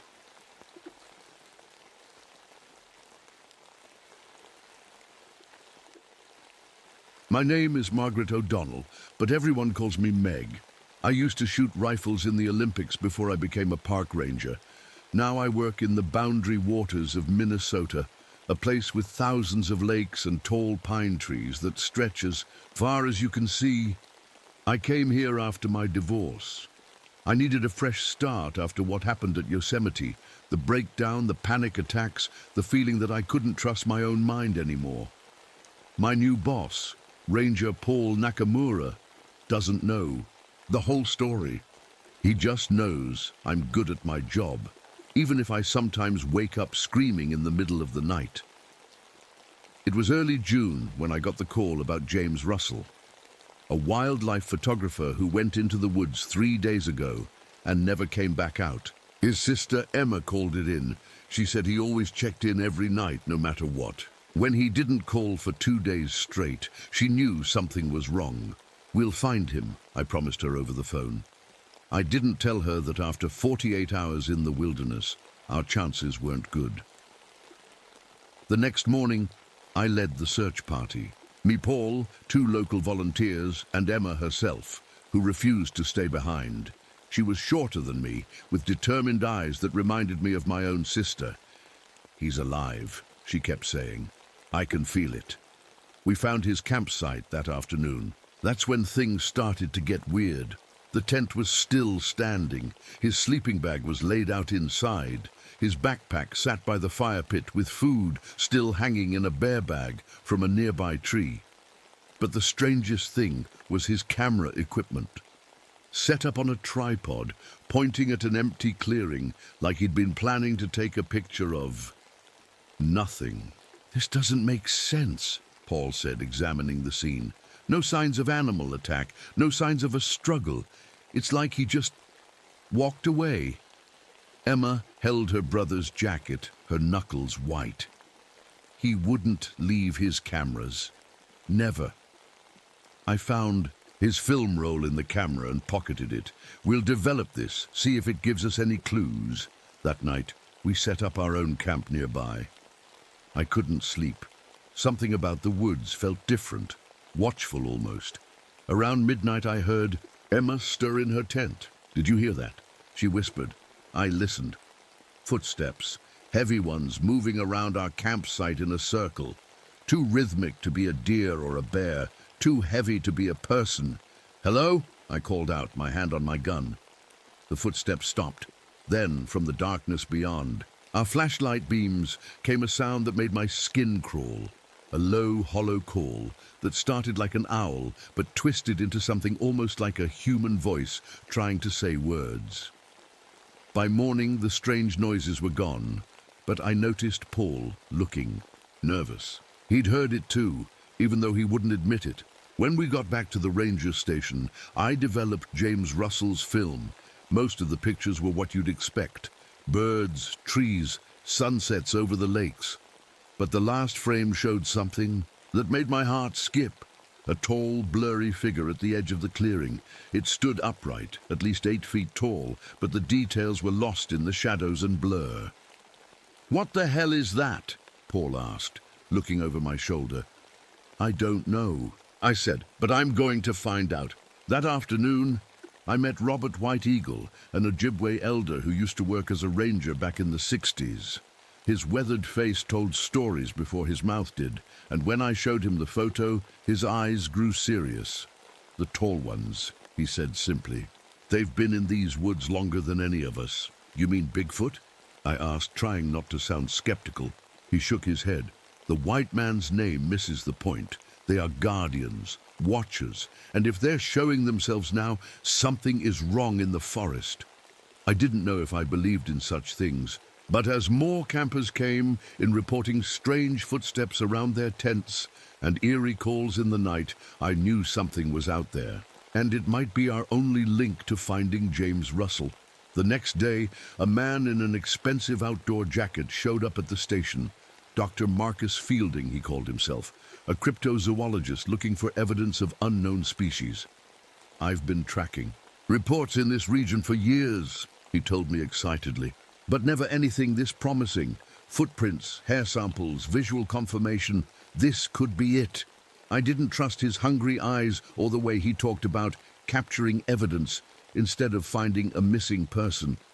But he had equipment and knowledge we could use, so I reluctantly agreed to let him join our next search. Little did I know that our search for one missing man was about to turn into something much bigger and much more dangerous than any of us could have imagined. The morning dew still hung on the pine needles as I knelt beside the strangest footprint I'd ever seen. It was huge, about 22 inches long, and pressed deep into the soft dirt near a stream. What caught my eye wasn't just the size, but the tiny lines and ridges in the print, like a human fingerprint but on a foot. "That can't be real," Paul said, staring over my shoulder. "Someone's playing a prank." I carefully poured plaster into the print to make a copy. "If it's a prank, it's an amazing one. These little ridges, you can't fake those, not this perfectly." Next to the footprint, caught on a low bush, I found a tuft of reddish-brown hair. It wasn't from any animal I knew in these woods. I put it in a small plastic bag and tucked it away in my pocket. Emma stayed close to me during the search. She had dark circles under her eyes from not sleeping. "I keep having these dreams about James," she told me quietly while Paul was busy with the plaster cast. "He's in a dark place, but he's alive. I can feel it." I wanted to tell her it was just hope playing tricks on her mind, but something stopped me. The strange footprint, the weird sounds at night, the blurry figure in her brother's photo. Maybe her dreams weren't just dreams. Back at the ranger station, I got news that made my stomach drop. 4 college students who'd been camping about 5 miles from where James disappeared were now missing too. Their campsite was just like his, everything left behind, no signs of trouble. But they'd left something James hadn't, a small tape recorder. I pressed play and felt goosebumps rise on my arms. At first there was just normal camping sounds, laughter, the crackle of their fire, then silence, then footsteps walking around their tent, heavy footsteps, and then voices, not the students, but something trying to sound like a person. The words were garbled, the pitch jumping from very deep to weirdly high, like nothing I'd ever heard a human or animal make. "Please shut that off," Emma whispered, her face pale. Dr. Fielding, on the other hand, was practically jumping with excitement. "This is incredible. Vocal mimicry is extremely rare. We need to get back out there with better recording equipment." 5 people are missing," I snapped at him. "This isn't your big research break." That night, I spread out all my maps of the boundary waters on the table. I marked where James disappeared, where the students vanished, and every spot campers had reported strange noises or footprints. They all fell in a rough circle around an area marked on my oldest map as restricted, a section that didn't even appear on the newer maps. "Robert," I asked White Eagle the next day, "what's in this area? Why was it marked restricted back in the 50s? He studied the map, his finger tracing the outline of the unmarked area. "Sacred land. There was a government agreement with the tribe to leave it alone." He looked up at me with serious eyes. "The agreement was broken many times. Now it seems the Guardians are angry. I decided to check it out myself. Paul told me it was a bad idea to go alone, but I didn't listen. I'd always been stubborn that way." The forest was unusually quiet as I hiked deeper into the unmarked area. No birds singing, no squirrels chattering. Just the soft crunch of my boots on pine needles and the sound of my own breathing. Then I felt it, the feeling of being watched. The tiny hairs on the back of my neck stood up. I kept walking, my hand resting on my gun, trying to look casual. While scanning the trees around me, the feeling grew stronger as the afternoon wore on. Then the air changed, grew suddenly cold, like walking into a freezer. My breath came out in a white cloud, even though it was June. That's when I saw it. Through the trees ahead, a dark shape moved. It was huge, standing upright on 2 legs, but much taller and broader than any person. It moved with a strange grace, weaving between tree trunks without making a sound. I only saw it for maybe 3 seconds before it disappeared, but in those seconds, I knew I wasn't looking at a bear or any animal I'd ever seen before. My heart pounded so hard I could hear it in my ears. I stood frozen, afraid to move forward, afraid to turn my back to run. "Hello," I called out, my voice sounding small in the silent forest. "We're looking for missing people. We mean no harm." No answer came, but the feeling of being watched didn't go away. I took a few pictures of the area where I'd seen the figure, then turned back. The whole way to the ranger station, I felt like something was following me, just out of sight. When I got back, White Eagle was waiting for me. One look at my face told him everything. "You saw one of them," he said. It wasn't a question. I nodded, my hands still shaking slightly as I poured myself a cup of coffee. "They're forest guardians," he told me, his voice low and serious. "From the old stories, they protect sacred places from those who would harm them. They've lived alongside us for centuries, mostly keeping to themselves. But they become dangerous when their territory is violated, especially when humans bring technology into sacred spaces." "Technology? Like cameras? Like James Russell's camera?" White Eagle nodded slowly. "The old ones believe machines disturb the spirits, capture pieces of the soul." I thought about the missing students and their tape recorder, about the strange voice trying to mimic human speech. "White Eagle," I said slowly. "I think they've taken those people, and I think I know where to look for them." The next morning, I showed Paul my map with all the markings. "I know how this sounds," I said carefully, "but I think there's a group of unknown creatures living in these woods. White Eagle's tribe calls them guardians, or the tall ones, and I think they've taken our missing people." Paul pinched the bridge of his nose. "Meg, I respect you, but this is crazy talk. We're looking for missing hikers, not fairy tale monsters." Then how do you explain the footprints, the sounds, what I saw in the woods? I pushed the map toward him. All I'm asking is that we search this area.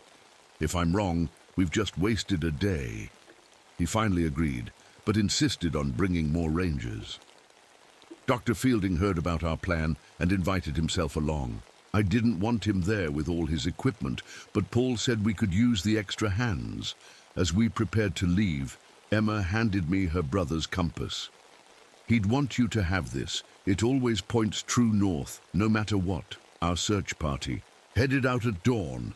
Me, Paul, 2 other rangers, Dr. Fielding with his bags of equipment, and White Eagle, who insisted on coming despite his age. The sky had a strange green tint to it, like before a storm, but there were no clouds. The lights have been strong recently, White Eagle said, looking up. The Boundary Waters had been having unusual northern lights for months now, brighter and more frequent than anyone could remember. We hiked all morning, getting deeper into the unmarked area than I'd gone before. The feeling of being watched grew stronger with each mile. Around noon, we found more footprints, this time a set of smaller ones alongside the large ones. There's more than one, I said quietly. Dr. Fielding couldn't contain his excitement. He set up sound equipment and motion sensor cameras despite my warnings. This could be the discovery of the century, he kept saying. Proof of an unknown hominid species living right here in Minnesota. As the day went on, the temperature started dropping, even though the sun was still high. Our breath came out in clouds. The birds went silent. That same feeling I'd had before settled over me, like unseen eyes were tracking our every move. "Everyone stay close," I called out. "Don't wander off alone." But of course, Dr. Fielding didn't listen. While we set up camp for the night, he went off to place more of his cameras, ignoring Paul's orders to stay with the group. Night fell, and Fielding hadn't returned. I tried the radio, but got only static. We organized a quick search around the camp, calling his name and shining our flashlights into the darkening woods. White Eagle suddenly grabbed my arm, pointing to a tree about 50 yards from camp. My flashlight beam caught something hanging there, swinging slightly in the breeze. It was Dr. Fielding, hanging upside down from a branch, tied there with vines. We ran to him, my heart in my throat. He was alive but unconscious. A large bump on his head. All his equipment was gone, not just missing, but smashed to pieces scattered around the base of the tree and carved into the trunk. Crude but clear letters spelled out, "No machines." "Cut him down," I told the others, trying to keep my voice steady. Carefully, as they worked, I scanned the woods with my flashlight. The beam caught a pair of eyes reflecting back at me from between 2 distant trees, large eyes, too high, off the ground to be any normal animal. They blinked once, then vanished. We got Fielding back to camp. When he came to, he was babbling about feeling a presence in his mind, a pressing, heavy feeling that made him confused and disoriented. "They kept walking in circles," he said, shivering under a blanket. "I knew which way camp was, but I couldn't make myself walk that direction, like something was pushing against my thoughts." The other rangers looked scared now. Paul had stopped saying this was all nonsense. "Those new monitoring devices the park installed last month," I said slowly, thinking out loud. "The ones that use ultrasonic frequencies to track wildlife movement patterns. When did they first turn them?" "About 6 weeks ago," Paul answered. "Why?" "And when did campers first start reporting strange noises and footsteps?" His face changed as he made the connection. "About 6 weeks ago. These creatures, whatever they are, they're not normally aggressive," I said. "Something's making them act this way. Something new in their environment." White Eagle nodded. "The old stories say they can feel things we cannot. Vibrations, energies." That night none of us slept. The footsteps circled our camp constantly, sometimes coming right up to the edge of our firelight before retreating. The strange, mimicking calls came from different directions, like they were trying to make us think there were more of them than there actually were. At dawn, We packed up quickly. Fielding was still shaky but could walk with help. We should have headed back to the ranger station. The smart thing would have been to call in more help, maybe even the state police. But I knew which way to go now. The creatures were trying to scare us away from something specific. And that something might lead us to James Russell and those missing students. There, I said, pointing to a rocky ridge about 2 miles north. That's where we need to look. Paul shook his head. This is crazy, Meg. We need to get Fielding to a doctor. You can go back, I told him. Take Fielding with you. But I'm going to that ridge. In the end, Paul and one ranger took Fielding back, while White Eagle and the other ranger, Davis, came with me.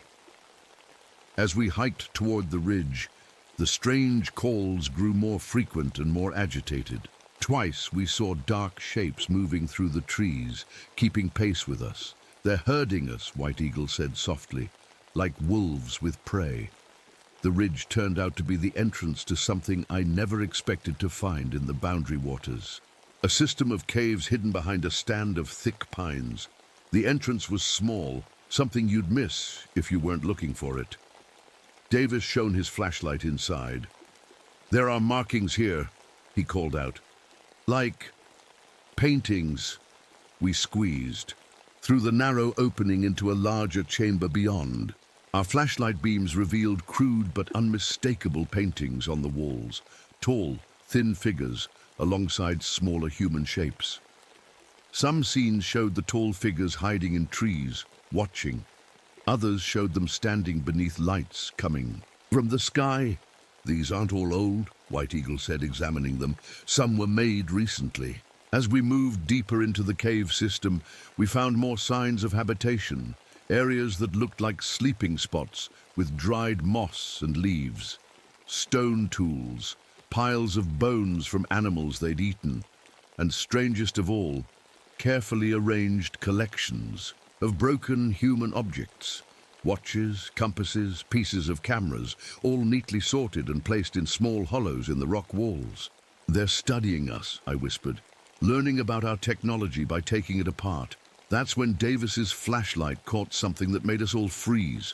A blue backpack, half hidden behind a rock. It was James Russell's. James? I called. Out, my voice echoing through the cave. James Russell. No answer came. Just the drip of water somewhere deep in the darkness. I picked up the backpack.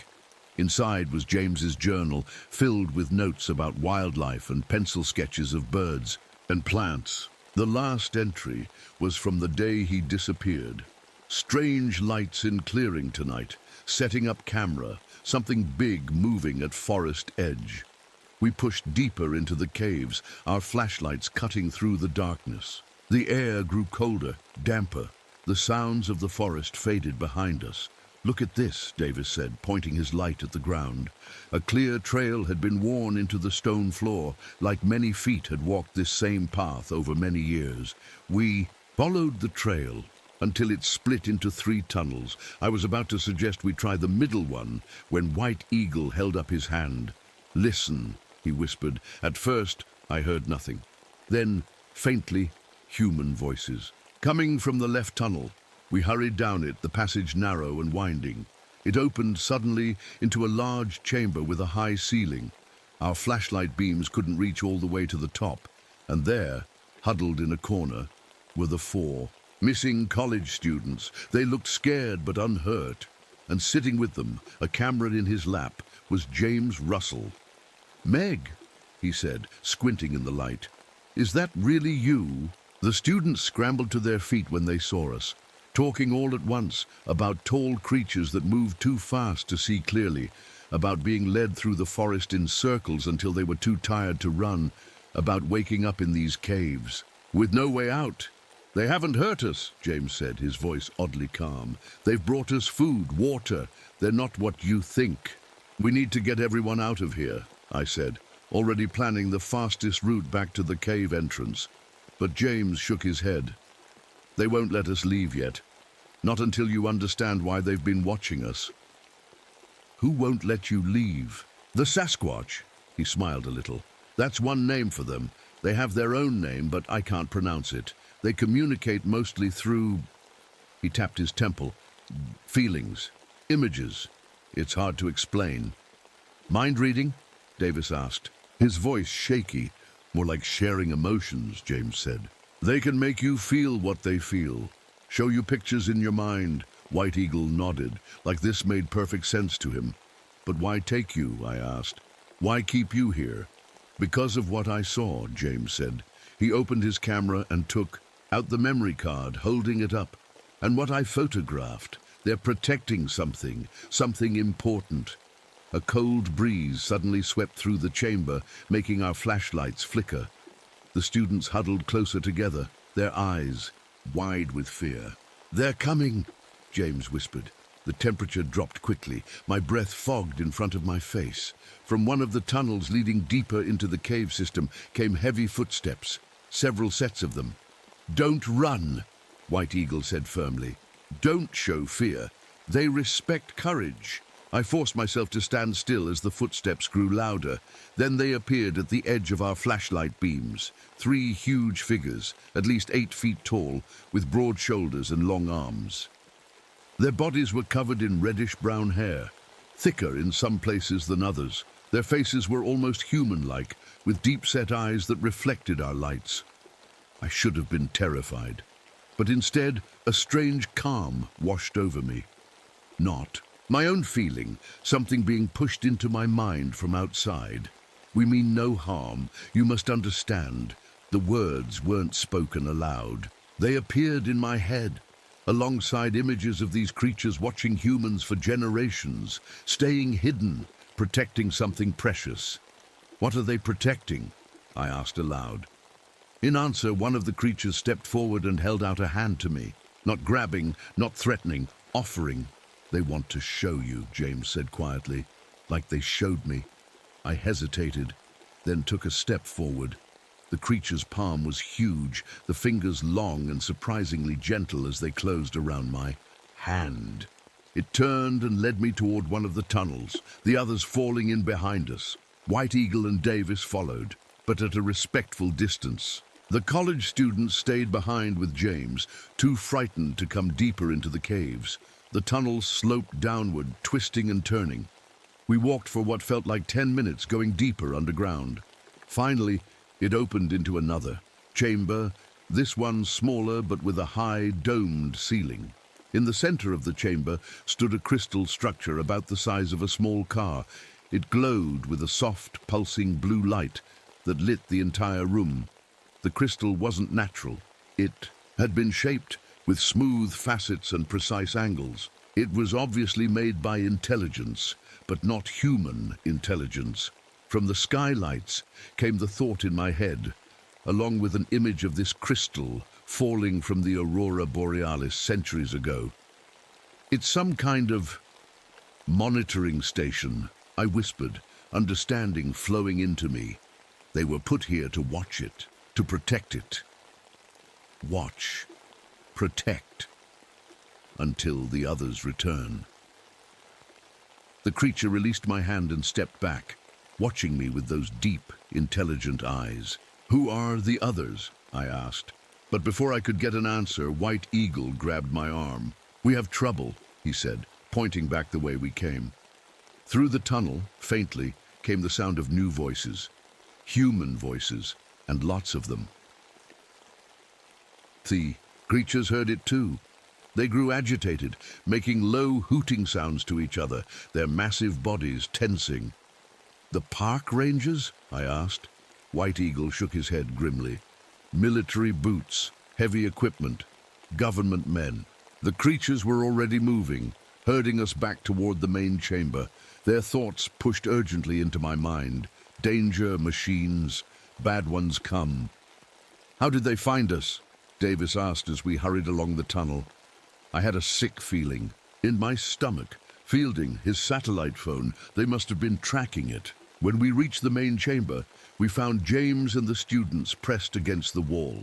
From the entrance tunnel came the sounds of many people approaching, boots on stone, the metallic clicks of weapons, voices calling out commands. U.S. Government, Anyone in these caves, make yourselves known immediately. The creatures moved to stand between us and the approaching voices, their massive bodies forming a wall of protection. We need to talk to them, I said quickly. Explain what's happening. They won't listen, White Eagle said darkly. They never do. I turned to the largest creature, trying to push my own thoughts outward the way they had done to me. We need to find a peaceful way, no fighting. Its eyes met mine, intelligent and sad. Then it pressed something into my hand, a small device that looked like a remote control with a single button. Stop machines. Help us.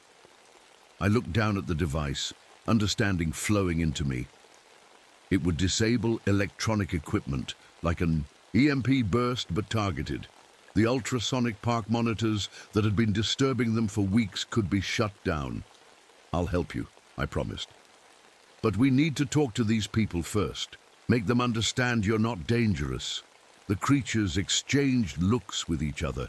Then the largest one nodded slowly. As the government team entered the chamber, men in dark uniforms with serious faces and serious guns, I stepped forward, hands raised. My name is Margaret O'Donnell, Park Ranger. We found the missing people. They're safe. There's no need for weapons here. But the men didn't lower their guns. Behind them came others in white hazmat suits, carrying scientific equipment and metal cases. Ranger O'Donnell, step aside, said their leader, a stern-faced man with cold eyes. This is now a matter of national security. These creatures aren't dangerous, I insisted. They're intelligent beings protecting something that doesn't belong to us. We are aware of what they're protecting, he replied, his voice flat. That's why we're here. I felt a chill that had nothing to do with the cave's temperature. They already knew about the crystal. Somehow they'd known all along. How long have you known about them? I asked, not moving from my spot between the government team and the creatures. That's classified, the leader said. Now step aside, Ranger. Behind me I could feel the creatures growing more agitated. The temperature in the cave dropped even further. I can't do that, I said. These beings aren't threatening us. They've kept themselves hidden for centuries. They only became active when your new ultrasonic equipment started hurting them. The leader's eyes narrowed. And how exactly do you know what hurts them, Ranger O'Donnell? They showed me. They can communicate through thoughts and feelings. One of the scientists stepped forward eagerly. Telepathic capabilities? Fascinating. We'll need to run tests. No tests, I cut him off. No experiments. These are intelligent beings with rights. The leader sighed, like I was a child being difficult. This isn't a debate, Ranger. We have authorization to secure this site and any entities within it. White Eagle moved to stand beside me. You have no right to this sacred place. This land was protected by treaty. Treaties change, the leader said coldly. National security concerns override prior agreements. I felt something new from the creatures behind me. Not just fear or anger, but a deep sadness and resignation, like they'd seen this before. Images flowed into my mind. Humans with guns coming for them before, many times throughout history, forcing them deeper into hiding. Above us, something strange happened. The ceiling of the cave seemed to shimmer, the rock becoming almost transparent. Through it, I could see the night sky and the most intense aurora borealis I'd ever witnessed. Waves of green and blue and purple dancing across the stars. It's happening again, one of the scientists said, staring upward. The signal is activating. What signal? I demanded, but I already knew. The crystal deeper in the caves was responding to the aurora. One of the creatures let out a low, mournful call. The others answered. Then they began pushing past me, moving toward the government team. Not attacking, but trying to reach the tunnel that led to the crystal chamber. They're moving, the leader shouted. Take them down. No! I screamed, but it was too late. One of the soldiers fired. The shot echoed deafeningly in the cave. I expected to see one of the creatures fall, but instead, the largest one had moved with impossible speed, placing itself between the gun and me. It staggered, dark blood matting its reddish fur. But still it stood, shielding me with its massive body. And in that moment, as our eyes met, its mind fully opened to mine. I saw everything. They were guardians, placed here thousands of years ago by visitors from another world. The crystal was a monitoring station, recording Earth's development. The creatures themselves had been modified, enhanced to survive and protect the station until the visitors returned. The aurora was their means of communication, sending data back to wherever the visitors had come from. The creature's massive hand touched my head gently. More images flowed. The visitors would return soon. The increased aurora activity was a sign. But if humans destroyed the crystal or captured the guardians, the visitors might see Earth as hostile, dangerous. "Stop!" I shouted at the soldiers. "You don't understand what you're doing. These creatures are guardians for something bigger than all of us." For a moment, everyone froze. The wounded creature swayed but remained standing in front of me.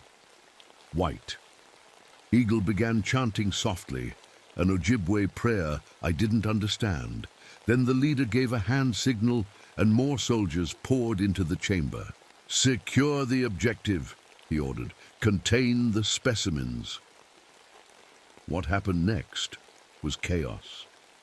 The creatures moved with blinding speed, not attacking but trying to prevent the soldiers from reaching the tunnel to the crystal chamber. More shots were fired. James and the students pressed themselves against the wall, trying to stay out of the way. White Eagle pulled something from his pocket, a small leather pouch. He threw it to the ground where it burst in a cloud of herbs and powder. A sharp, pungent smell filled the air, making the soldiers cough and their eyes water. "This way," he called to me, gesturing toward one of the other tunnels. "We must reach the sacred stone first." I hesitated, looking at the injured creature still standing protectively near me. "Go," came its thought. "Help us." I ran after White Eagle, the small device the creature had given me clutched in my hand. Behind us, the sounds of struggle continued, the soldiers shouting, the creature's low calls, more shots. White Eagle knew another way to the crystal chamber. We raced through narrow tunnels, squeezing through tight spots where the larger soldiers couldn't follow easily. When we burst into the crystal chamber, it was transformed. The crystal now pulsed with brilliant blue-white light in time, with the aurora visible through the now transparent ceiling. The air hummed with energy. "We're too late," White Eagle said, as booted feet pounded in the tunnel behind us. "They're coming." I looked down at the device in my hand. Maybe not. The soldiers filed into the chamber, weapons raised, led by their cold-eyed leader. Behind them came scientists with equipment. Their eyes widened at the sight of the glowing crystal. "Step away from the artifact," the leader ordered us. "You don't know what you're doing," I pleaded. "This isn't just some object you can take. It's part of something bigger, a connection to others who might be watching us, judging us by how we treat their guardians." "Others?" The leader's expression changed slightly. "You mean extraterrestrials?" "Yes," I said. "And they're coming back. Soon. That's what the aurora means. That's why the creatures are so agitated." One of the scientists approached the crystal cautiously. "The energy readings are off the charts. If we could harness this—" "Don't touch it," White Eagle warned. But the scientist reached out anyway. The moment his gloved hand touched the crystal, a pulse of energy knocked everyone off their feet. The ceiling became fully transparent, showing the aurora now covering the entire sky in rippling curtains of light. The leader got to his feet first. "Secure that thing, now!" "No!" I shouted and pressed the button on the device the creature had given me. Nothing seemed to happen at first. Then all the soldiers' radios squealed with feedback. Their tactical lights flickered and died. The scientists' equipment shut down with electrical pops. In that moment of confusion, the largest creature appeared in the tunnel entrance, still bleeding but standing tall. Behind it came the others, and behind them James and the students. The creature's eyes met mine across the chamber, and a wave of gratitude flowed into my mind. Then it turned to the crystal and made a series of complicated gestures with its long fingers. The crystal pulsed once, twice, and a piece of it, about the size of my fist, detached from the main structure. It floated through the air to the creature, who caught it gently. The soldiers raised their weapons again. The last person who fired a gun in here was knocked unconscious. By energy feedback, I warned them. I wouldn't try it. The leader held up his hand, signaling his men to hold their fire. His cold eyes calculated, reassessed. What are they doing? He asked me, his voice tense but controlled. Saving a piece, I said, understanding flowing from the creature's mind to mine. A backup, in case you destroy the main crystal. The creature lumbered toward White Eagle and placed the crystal fragment in his weathered hands. White Eagle nodded respectfully, then turned and smashed it against the stone floor. The leader shouted in alarm, but instead of shattering, the crystal broke into two perfect pieces. White Eagle kept one and handed the other to me. It was warm in my palm, still glowing faintly. Why? The leader demanded. Insurance, White Eagle said simply. Now there are three pieces, not just one. If you want to understand this power, you'll need all of us. The guardians, the people of this land, and those who would study it. Balance. The leader stared at us for a long moment, then at the crystal, then at the creatures. We're taking the main crystal, he said finally, and one of these beings for study. No, I said firmly. The crystal, maybe, but not them. They've protected it for centuries. They deserve their freedom. This isn't a negotiation, Ranger. Maybe it should be, James said, stepping forward. He'd been quiet until now. I have over 1,000 photos and videos of these creatures and that crystal. Copies are already in secure places. If anything happens to them or to us, those files go public. I looked at him in surprise. The shy wildlife photographer had found his courage. The leader's jaw tightened. He spoke quietly to one of his men, then turned back to us. The main crystal comes with us. The beings remain free but monitored, and all of you sign non-disclosure agreements. That's the deal. It wasn't perfect, but it was better than I'd hoped. 4. I looked to the largest creature, trying to send my question. Is this acceptable? It blinked slowly, then nodded its massive head. For now, until the others return. The military removed the main crystal over the next few days, taking it away in a special container. The creatures retreated deeper into the cave system, watching from a distance. James and the students were debriefed, then released after signing stacks of papers, swearing them to secrecy. The official story became simple wilderness disorientation. James had gotten lost and hit his head. The students had panicked and wandered, in circles. No mention of tall creatures or glowing crystals, but something had changed in me. The crystal fragment White Eagle had given me sometimes glowed in sync with the aurora, which continued to be unusually active. And sometimes, when I was alone in the forest, I could sense the creatures watching me from the shadows, not with hostility, but with a kind of kinship. A bond had formed, a connection I couldn't explain, but could definitely feel. They were still out there, waiting, watching, and somehow I knew I was now part of their vigil, helping to protect them until whatever or whoever put them here finally returned. The Boundary Waters held their secret, and now it was my secret too.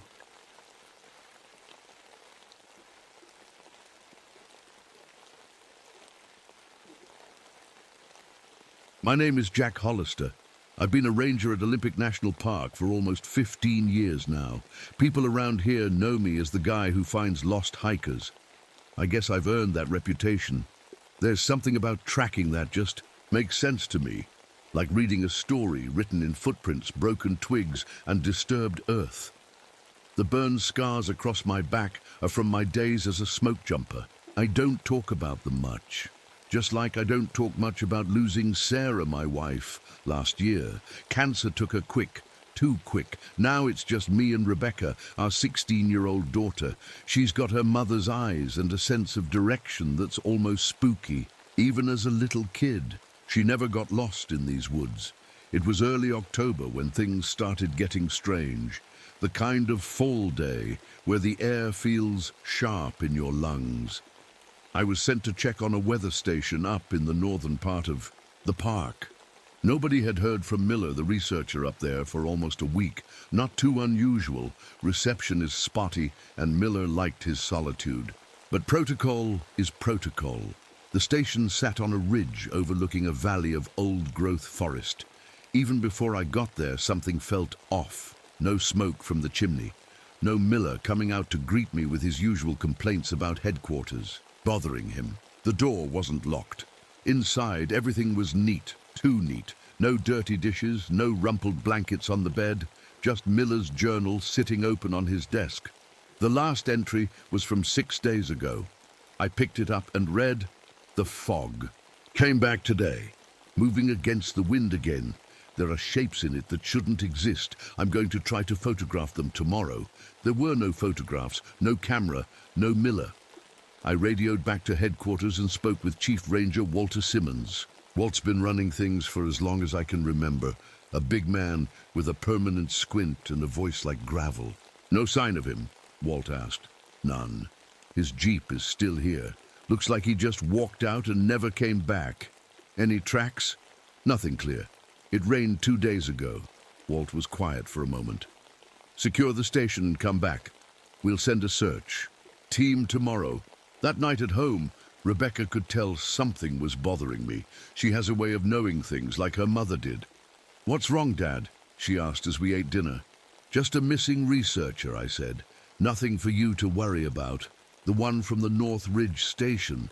When I looked surprised, she added, "Martin mentioned it when he drove me home from school today. Martin Oakes, new ranger, transferred from Arizona 3 months ago. Friendly kid, but still getting used to our weather. He's been driving Rebecca home sometimes when I'm working late. I make a mental note to talk to him about discussing park business with my daughter." "Well, we'll find him," I said, trying to sound more confident than I felt. The next morning, I met the search team at headquarters. Martin was there, looking like he hadn't slept much. Also present was Dr. Helen Morgan, a scientist who studies unusual animals. Cryptozoologist, she calls herself. She'd been in the park for a few weeks now, looking into reports of strange wildlife sightings. "Mind if I tag along?" she asked. "My research might be relevant." Walt nodded. "Jack, you're taking point. Martin, you go with him.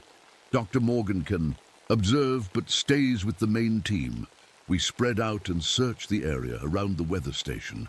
About a half-mile north, Martin called out to me, "Ranger Hollister, you need to see this." I made my way to him. He was standing at the edge of a perfect circle of fog, about 30 feet across. It sat motionless despite the breeze rustling the trees around us. "What do you make of this?" Martin asked. "I've never seen fog just sit like that." I hadn't either, and something else bothered me. The forest was silent, no birds, no insects, nothing. "Let's go around it," I said. As we circled the fog, I noticed animal tracks, deer, rabbits, even a bear's prints, all veering away from the circle like they were avoiding it.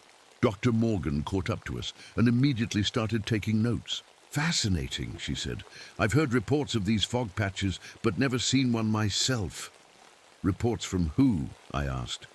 "Hikers, park workers, a few locals.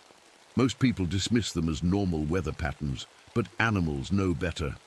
"What do you mean?" She gestured at the tracks. "Notice how nothing goes near it. Animals sense things we don't." By evening, we'd found no sign of Miller. Just 3 more of those strange fog circles. Walt called off the search as darkness fell. "We'll try again tomorrow," he said, but I could see something in his eyes, something that looked a lot like fear. I drove home thinking about Miller's journal. Fog that moves against the wind, shapes that shouldn't exist, and now these perfect circles that animals won't go near. When I got home, Rebecca was sitting at the kitchen table with a worried look. "Dad, do you remember Mrs. Hanson telling us about her brother who disappeared in the park back when I was in 4th grade?" I nodded. "Sure, about 12 years ago. And that family that vanished when I was 4, that would have been 24 years ago." I sat down across from her. "What are you getting at?" I looked it up online. There have been clusters of disappearances in the park. Every 12 years. Like clockwork. Dad, this is that year. That night I couldn't sleep. Rebecca's words kept echoing in my head. Disappearances every 12 years. I got up around 3 a.m. and went to my small home office.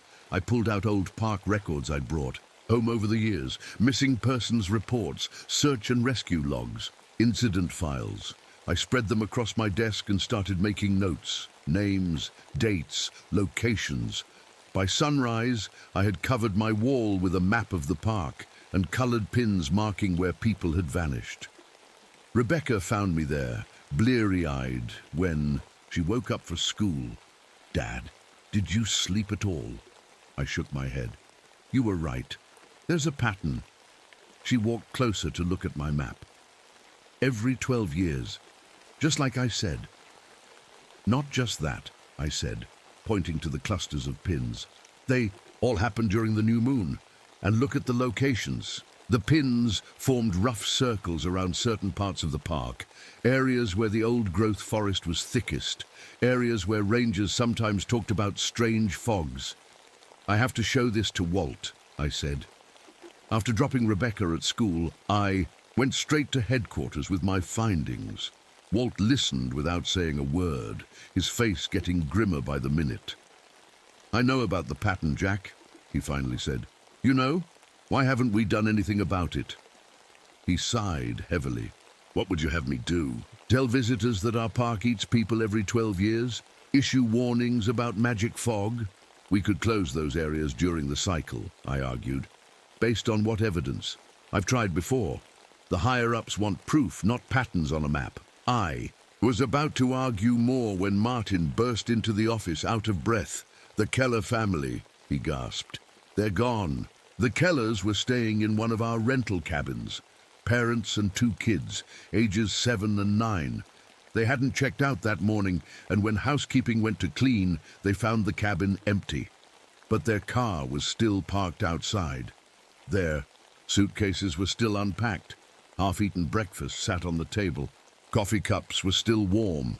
The cabin was locked from the inside. We organized a search immediately. While others combed the woods, I examined the cabin more carefully. Nothing seemed disturbed. No signs of struggle. Just a family that vanished. In the middle of breakfast, that's when I found it. Under the younger child's pillow was a crayon drawing. It showed their cabin with tall, thin figures standing in a grey cloud outside the window. The figures had no faces. I folded the drawing and put it in my pocket before anyone else could see it. That night, I showed Rebecca the drawing while we sat at our kitchen table. "What do you make of this?" I asked. She studied it with serious eyes. They saw something outside their window, something scary, scary enough to make them leave in the middle of breakfast, without their car or bags. Rebecca didn't answer right away. "Did I ever tell you about the fog I saw when I was little, right after Mom got sick the first time?" My chest tightened. "No. What fog?" "It came up to my window at night. I thought it was just a cloud, but it moved funny, like it was looking for a way in." She paused. "There was something in it, Dad. Something watching me." I fought to keep my voice steady. "Why didn't you tell me this before?" "Mom made me promise not to. She said it would worry you too much." The next morning, Martin and I went to search an area where hikers had reported seeing unusual fog the day before. The sky was clear, but as we rounded a bend in the trail, we saw it. A bank of thick gray mist hovering in a ravine. It wasn't moving, despite the breeze. "Is that one of those circles you found?" Martin asked. "Bigger," I said. "But yeah, same thing." We approached cautiously. The silence was complete. No birds, no insects, no rustling leaves, just our footsteps. And breathing, that's when we saw the deer. A young doe approached the edge of the fog from the other side. She seemed nervous, stopping to sniff the air every few steps. "Don't move," I whispered to Martin. The doe took one more step, and her front legs disappeared into the mist. She jerked back as if startled, but then moved forward again, more deliberately. This time, she walked fully into the fog. For a moment, we could see her silhouette in the mist, and then nothing. The fog seemed to pulse once, like a heartbeat. When it settled again, the deer was gone. No sounds, no movement, just gone. "Did you see that?" Martin's voice cracked. I nodded, my mouth dry. "Let's get back to headquarters." On our way back, we ran into Dr. Morgan. She was taking samples from a tree near one of the fog circles. "Find anything interesting?" I asked. "The trees near these fog formations show unusual growth patterns," she said. "Almost like they're growing in two different time streams." "What does that mean?" Martin asked. "I'm not sure yet, but I think these fog patches are more than weather phenomena. They might be doorways of some kind." I thought about the deer vanishing before our eyes. "Doorways to where?" She shook her head. "That's what I'm trying to figure out. When I picked up Rebecca from school that afternoon, she was excited about something. Dad, I need to show you something at the library." The local library had a small section on Native American history. Rebecca led me straight to a book about Quileute legends. "Look at this," she said, pointing to a page with old tribal markings. "These are warnings about those who walk between worlds. The Quileute believed there were thin places in the forest where other realities leaked through. The markings showed tall, thin figures standing in what looked like clouds. Just like the Keller child's drawing. The boundaries should not be crossed," Rebecca read. "They watch, they take, they learn." A chill ran down my spine. "How did you find this?" "I've been researching local myths since you told me about the missing researcher." "The timing matches, Dad. The Quileute said these beings could only cross over during certain celestial alignments when the moon is dark. On our way home, I noticed fog forming in the valleys below us. Normal fog at first, but as darkness fell, I saw it. Patches that didn't move with the wind, patches that formed perfect circles. The new moon was coming in 3 days, and according to the pattern, that's when the disappearances would peak. The next morning I called in all my unused vacation days. Walt didn't argue. He knew what I was doing. "Be careful, Jack," was all he said. I spent the day gathering everything I could find about the fog and the disappearances. Dr. Morgan agreed to meet me at my house that evening. While waiting for her, I tried calling Martin, but he didn't answer. According to headquarters, he'd gone to check on some hikers near one of the areas where we'd spotted fog circles. He should have checked in hours ago. Dr. Morgan arrived just after dinner, carrying a laptop and several notebooks. "I've been analyzing the patterns," she said as Rebecca cleared the table to make room for her materials. "The fog appearances aren't random. They follow specific geometric patterns across the park." She opened her laptop and showed us a map similar to the one I'd made, but with additional markings. "See these rock formations?" She pointed to several spots on the map. "They're all naturally occurring, but they create almost perfect alignments. When viewed from above, alignments with what?" Rebecca asked. "Stars," Dr. Morgan said. "Specific stars that only align with these formations during certain times of the year. Every 12 years, I finished. She nodded. "The current alignment started about 2 weeks ago and will peak during the new moon." "In 3 days," Rebecca added. Dr. Morgan pulled out another notebook. "I've also been researching similar phenomena reported in other old-growth forests around the world. There are accounts of mist people or fog walkers going back centuries." She showed us sketches from various cultures, all depicting tall, thin humanoid figures with elongated fingers and blank faces. "What are they?" I asked. "I don't think they're from our world," she said simply. Based on the evidence, I believe they exist in a different dimension that occasionally overlaps with ours during these alignments. The fog is the visible manifestation of that overlap. It sounded crazy, but after what I'd seen, the deer vanishing, the perfect circles of fog, the 12-year pattern, I was ready to believe. How do we stop them, I asked. I'm not sure we can, Dr. Morgan admitted, but I've found some accounts suggesting they avoid certain things. Ultraviolet light seems to disrupt the fog. Salt creates boundaries they can't cross. Iron repels them. Just then, my radio crackled. It was Walt. "Jack, we found Martin." His voice told me it wasn't good news. "Where?" I asked. "Hospital, you should come." I left Rebecca with Dr. Morgan and drove to the small hospital in town. Walt was waiting in the hallway outside a room. "What happened?" I asked. "Hikers found him sitting on a trail, staring at nothing." "He's not injured." "But gee," Walt's voice trailed off. "But what?" "See for yourself." Martin lay in the hospital bed, eyes open but unseeing.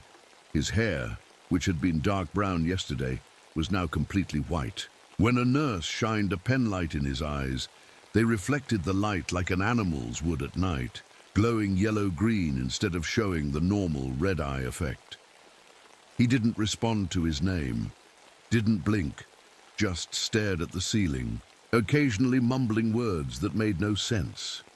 "Where did they find him?" I asked Walt. "About half a mile from where you two saw that deer disappear. Doctor says there's nothing physically wrong with him. It's like his mind just checked out." I leaned closer to Martin, trying to make sense of his mumbling. "They're studying us," he suddenly said clearly, grabbing my wrist with surprising strength. His reflective eyes locked onto mine. "They want to know how we think, how we feel. They've been watching for so long." Then he started laughing, a high, unnatural sound that made the nurse rush in. They sedated him, and his grip on my wrist relaxed. 3 days, he whispered as his eyes closed. "When the moon is dark, they'll come through fully." I drove home in a daze, Martin's words echoing in my head. When I got there, Rebecca and Dr. Morgan were still at the kitchen table, surrounded by books and papers. "We've found something," Rebecca said excitedly. "Dr. Morgan figured out how the fog beings choose who to take." Dr. Morgan pointed to her notes. "They're drawn to certain brainwave patterns, particularly those produced during states of curiosity, wonder, or fear. Children are especially vulnerable because their minds are naturally more open to possibilities adults would dismiss." "Like seeing shapes in the fog," I said. "Exactly. Once they've been noticed, they can influence human perception, make people see things that would draw them closer. Like loved ones," Rebecca said quietly. I looked at her sharply. "What do you mean?" She hesitated. "Some of the accounts mention people seeing deceased family members in the fog, people they miss." I thought of Sarah, gone just over a year now. Would I walk into the fog if I saw her there? The answer scared me. "We need a plan," I said, pushing the thought away. "The new moon is in 3 days, and based on the pattern, that's when most people will vanish." Dr. Morgan nodded. "I've been working on something."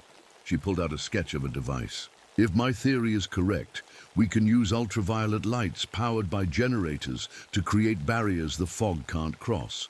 We place them around the areas most likely to experience breakthroughs." "How do we know where those will be?" I asked.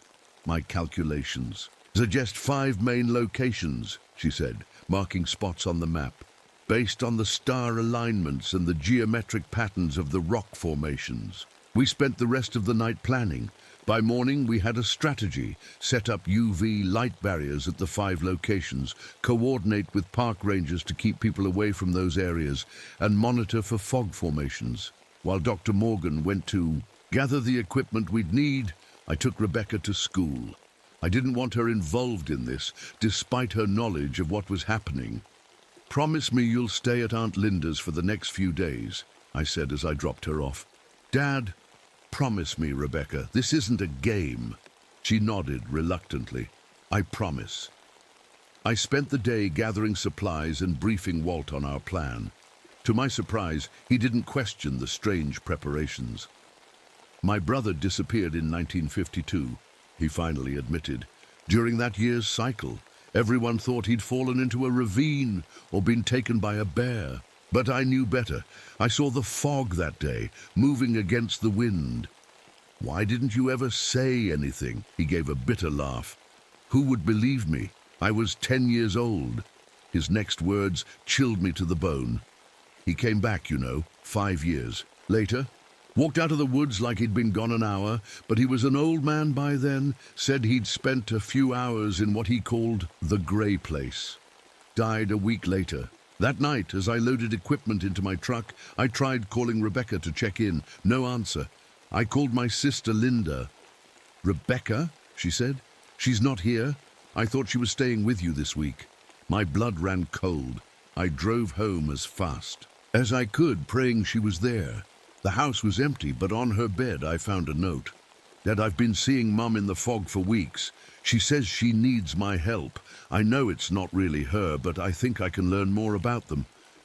Don't worry, I'll be careful. Love, Rebecca." I stared at Rebecca's note, my hands shaking.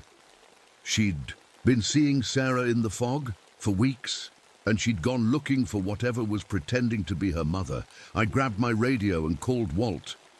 "Rebecca's gone," I said, my voice breaking. "She went looking for the fog creatures." "Where?" Walt asked. "I don't know, but she left a note saying she's been seeing what looks like her mother. I'll send search teams to all the known fog locations. We'll find her, Jack."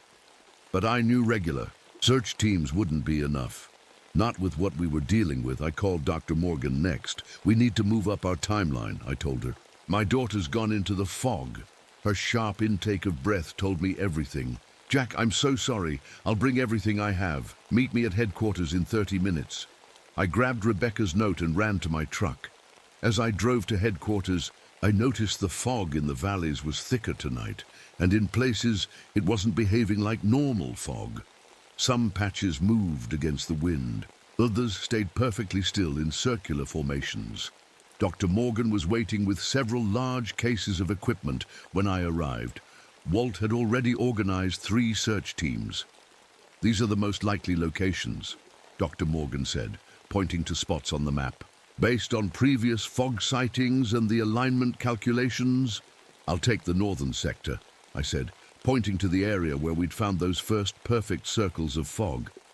"It's closest to where Rebecca and I saw fog near our house.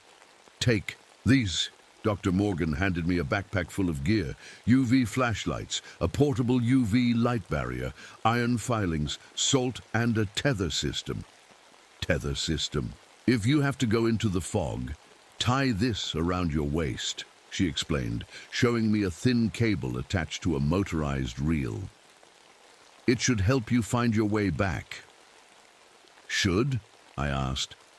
"We're dealing with dimensional physics we don't understand," she said grimly. "I can't make any guarantees." I headed north in my truck, watching the fog grow thicker as I drove. By the time I reached the trailhead, visibility was down to about 20 feet. I strapped on the backpack, put my radio on my belt, and started hiking toward the first location. The forest was eerily silent. No birds, no insects, not even the sound of leaves rustling, despite the slight breeze I could feel on my face. It was as if the woods were holding their breath. After about a mile, I came to a clearing and stopped dead. In the center was the largest fog circle I'd seen yet, at least 50 feet across and perfectly round.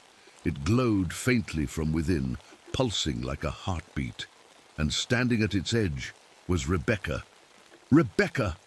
I called out, running toward her. She turned slowly, her eyes unfocused. "Dad, is that you?"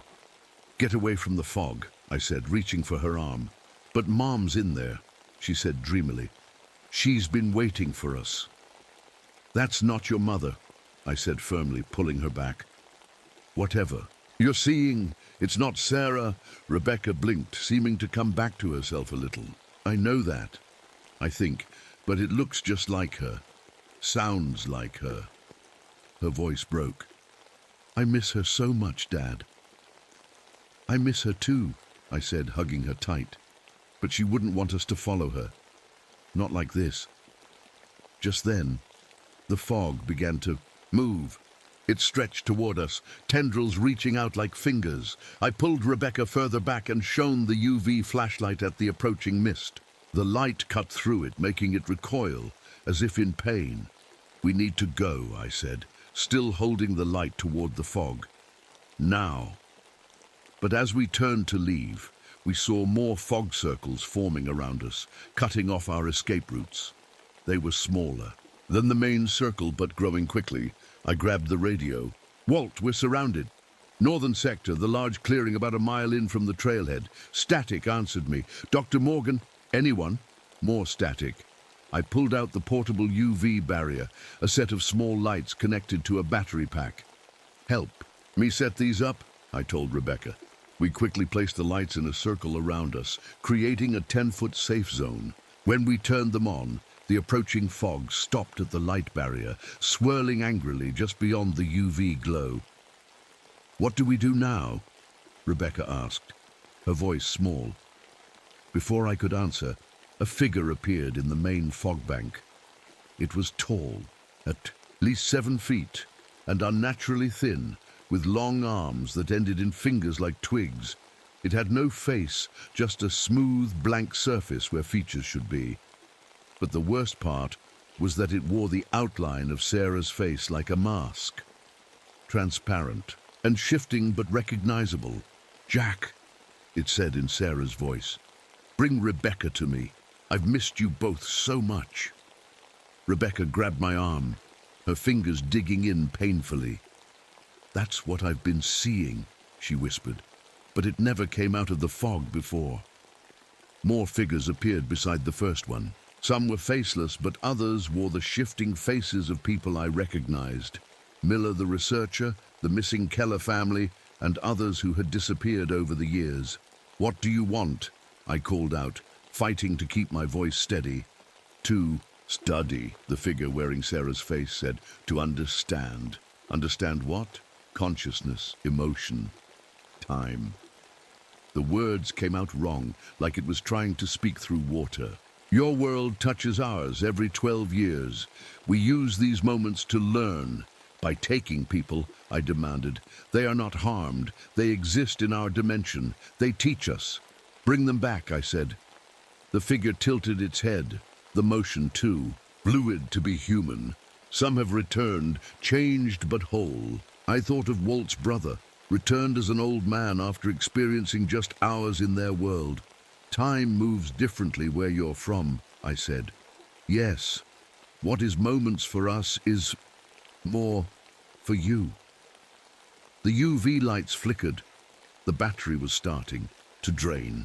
Why, Sarah? I asked, my voice cracking. Why use my dead wife's face? We use what you most wish to see, the creature said. It draws you to us. The lights flickered again, longer this time. The fog immediately pushed forward before, retreating when the lights came back on. We need to move, I told Rebecca. When I say run, head for that gap between the fog banks. I'll be right behind you. She nodded, fear clear in her eyes. I pulled out the iron filings and salt from my pack. According to Dr. Morgan's research, they might create a barrier the creatures couldn't cross. Ready? I whispered to Rebecca. Run! She sprinted for the gap. I threw the iron filings in an arc behind us and followed. The fog surged after us, but seemed to hesitate at the line of iron. We ran hard, dodging between trees and jumping over logs. Behind us, I could hear something moving, not footsteps, but a slithering, rushing sound, like wind through a tunnel. There's the trail, Rebecca pointed ahead, but just as we reached it, fog rolled in from both sides, cutting us off again. We skidded to a stop. This way, I said, pulling her toward a rocky outcrop nearby. We could climb it and maybe get above. The fog. We scrambled up the rocks, the fog swirling around the base. From our higher vantage point, I could see fog circles all through the forest, pulsing with that same heartbeat rhythm. Dad, look. Rebecca pointed to the sky. Above us, the stars were unusually bright despite the new moon, and certain stars formed lines that seemed to point directly to rock formations in the park, just as Dr. Morgan had described. The alignment, I said. It's happening now. Below us, the fog was growing thicker, climbing higher up the rocks, and in it, more of those tall figures were taking shape, all wearing faces like masks. Some I recognized, some I didn't. My radio suddenly crackled to life. "Jack?" It was Dr. Morgan. "Can you hear me?" "We're here," I said quickly. "Rebecca's with me. We're surrounded by fog creatures." "Listen carefully," she said, her voice breaking up. "The main incursion point is forming in your area. I've calculated the exact center. If we can disrupt it, we might be able to close all the dimensional gateways at once." "How do we disrupt it?" I asked. "I'm sending you coordinates. I've developed a device that should create enough UV radiation to collapse the gateway, but someone has to place it at the exact center of the incursion point. Inside the main fog bank," I realized. "Yes, I'm sorry, Jack, it's the only way." I looked at Rebecca, then down at the fog swirling below us. The tall figures were still there, watching, waiting. "Send the coordinates," I said, "and talk me through the device setup." Dr. Morgan sent the coordinates to my phone. The center of the incursion was in the middle of the large fog circle we'd first seen, the one with the entity wearing Sarah's face. "The device is in your pack," Dr. Morgan explained through the static-filled radio. "It looks like a small silver box with a digital timer."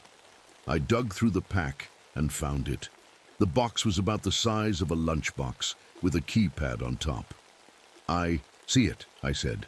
"When you reach the coordinates, enter this code 729243, then press the red button. That will start a 3-minute countdown.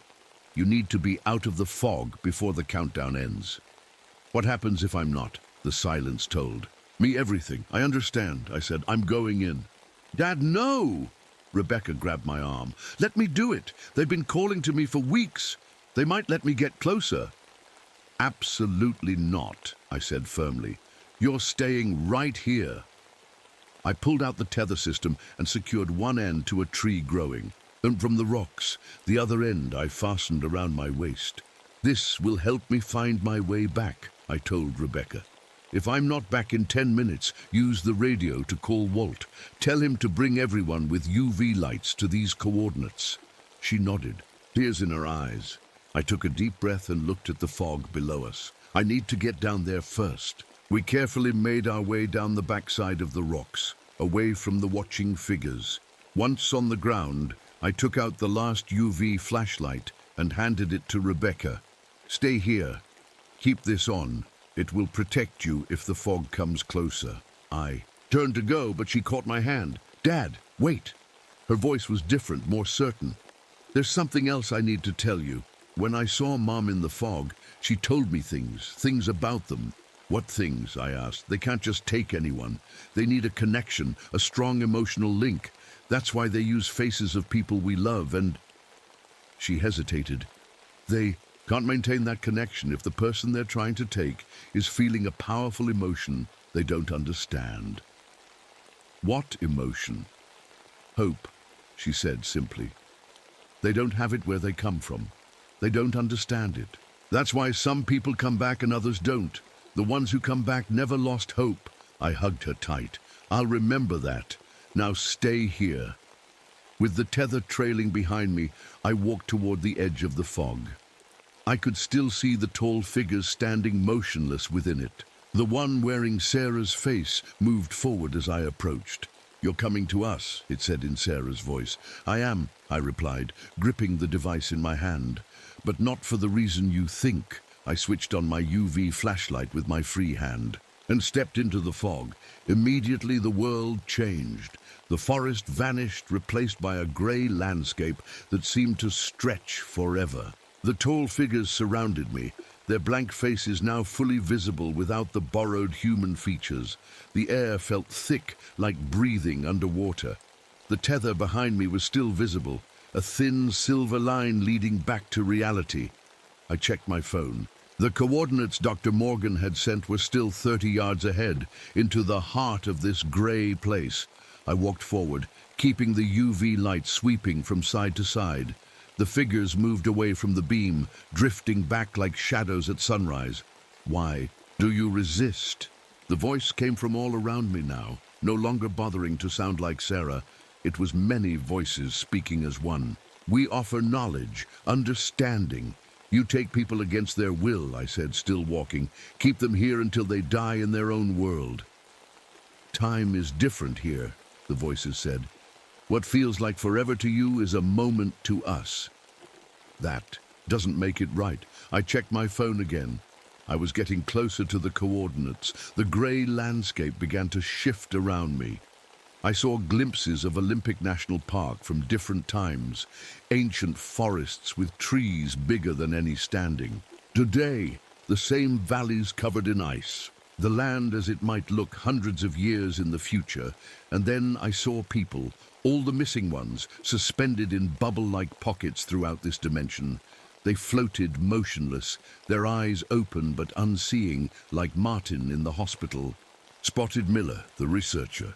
The Keller family, parents holding their children's hands, even in their suspended state. Dozens more I didn't recognize, 20 yards from the coordinates now. You study them, I said, understanding dawning. Like scientists with lab rats. We study consciousness, the voices replied. The way your kind experiences time, emotions, connections between minds, these are unknown to us. Let them go, I demanded, all of them. We cannot. They are part of us now, their minds connected to our collective. 10 yards. I could see something ahead, a pulsing point of light floating. About waist-high, the air around it rippled like heat waves off hot pavement. That's your gateway, I guessed, the connection between our worlds. The figures moved closer, no longer retreating from my UV light. I was deep in their territory now, and the light was growing weaker 5 yards. I reached the pulsing light. It was beautiful in a strange way. Colors I couldn't name swirling within it, energies I couldn't understand flowing through it. I placed the device directly beneath it and entered the code Dr. Morgan had given me. 72943. The figures surged toward me, realizing what I was doing. I pressed the red button. The device beeped and a countdown appeared. 3 Zhao, 2:59, 2:58. I turned to run back along my tether line, but the figures blocked my path. Their forms were changing, becoming more solid, more threatening. You cannot stop the connection, the voices said. We have waited too long for this moment. I swept the UV light at them, but it was much weaker now, barely pushing them back. 30 on the countdown. I tried running in a different direction, but more figures appeared, blocking every escape route. I was surrounded. Then I heard Rebecca's voice, not from outside, but here in this grey place. Dad! I followed the tether. I'm here! I turned and saw her pushing through the fog several yards away, her UV flashlight much brighter than mine. Rebecca! Go back! No, Dad, I can help. The figures turned toward her, drawn by a new presence to study. I used the distraction to run toward her. Vicky on the countdown. We need to get out of here, I said when I reached her. The device is going to collapse this whole place. I know the way, she said with strange confidence. I've been seeing it. In my dreams. She took my hand and led me through the grey landscape, moving with certainty I couldn't understand. The figures followed, but they seemed unable to move as quickly as we could. There are others, I said, thinking of the suspended people I'd seen. We can't leave them. Rebecca stopped suddenly. You're right. She closed her eyes, concentrating hard. Mom showed me how to do this. Mom? Not the thing pretending to be her, the real Mom. Her memories are here, Dad. Part of her is caught in this place. Dwellers on the countdown. Rebecca raised her hands and I felt a surge of something pass through the air. All around us, the suspended people began to stir, their bubbles popping like soap in the wind. How are you doing this? I whispered. Hope, she said simply. They don't understand it. It disrupts their control. The people were waking up now, looking around in confusion. I spotted the Kellers and called to them, "Follow us, quickly!"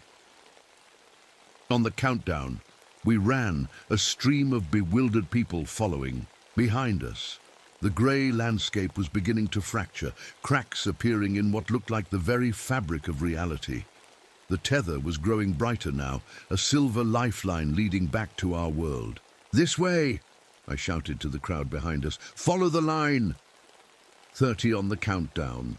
We reached what seemed to be the boundary between dimensions, a wall of fog thicker than the rest. I could see the forest faintly on the other side. Through. "Here," Rebecca said, still holding my hand tight. We pushed through the boundary, the sensation like walking through cobwebs. Behind us, people were following, some helping others, carrying children, supporting the elderly. 15. We emerged into the forest. Walt was there with a team of rangers, all holding UV lights that had pushed the fog back to create a safe zone. "Get everyone back!" I shouted. "It's going to collapse!" Rangers guided the confused returnees away from the fog bank, which was now pulsating rapidly. The grey colour shot through with bolts of strange lightning. So 5, 004, 003, Rebecca, and I ran to the rocks where we'd been before, climbing up for a better view. 02, 001. The device detonated with a silent flash of ultraviolet light, so bright it turned night to day for a split second. The fog circles throughout the forest seemed to implode, sucked back into the main incursion point like water down a drain. Then came the sound, a bass deep boom that I felt more than heard, vibrating in my chest and making the ground shudder. Beneath our feet, and then nothing. The fog was gone. The forest was silent for a moment before normal night sounds slowly returned, an owl hooting, leaves rustling in the breeze. Dr. Morgan found us still sitting on the rocks, watching as rangers and medical personnel tended to the returned people. "It worked," she said, her voice filled with awe. "You collapsed the gateway." "Rebecca did it," I said, my arm around my daughter's shoulders. "She found a way to free the people they'd taken." Dr. Morgan looked at Rebecca with new interest. "How?" Rebecca shook her head, looking suddenly tired. "I'm not sure I can explain it. I just knew. The aftermath was chaos, but the good kind." 52 people returned from the fog that night, some who had vanished days ago, like Miller and the Kellers, others who had been gone for years or even decades. Most were disoriented but physically unharmed. They described their time in the grey place as dreamlike, aware but unable to move or communicate. For all of them, it felt like only hours had passed, regardless of how long they'd been gone in our world. A few, like Martin, came back changed, white hair, reflective eyes, talking about the collective and the observers. These were the ones who had been studied most deeply, Dr. Morgan theorized, the ones whose minds had been more thoroughly connected to the entities. Walt's brother wasn't among the returnees. Some connections, it seemed, had been too complete to break. 2 weeks later, life was attempting to return to normal. The park was closed for environmental assessment, the official story being that unusual fog formations had caused hallucinations due to natural gas pockets. No one who hadn't experienced it believed the truth. Rebecca and I were having breakfast when she accidentally knocked over her orange juice. She yelped in surprise, and before either of us could grab a towel, a small patch of fog formed above. The spill, containing the liquid before it could spread. The fog evaporated instantly, leaving the juice gone without a trace. We stared at each other across the table. "That's new," I finally said. Rebecca nodded, looking at her hands. "It's been happening since that night. Small things, when I'm startled or upset." "Does it hurt?" "No. It feels natural, like it's always been part of me, just waiting to wake up." I reached across the table and took her hand. "We'll figure it out together."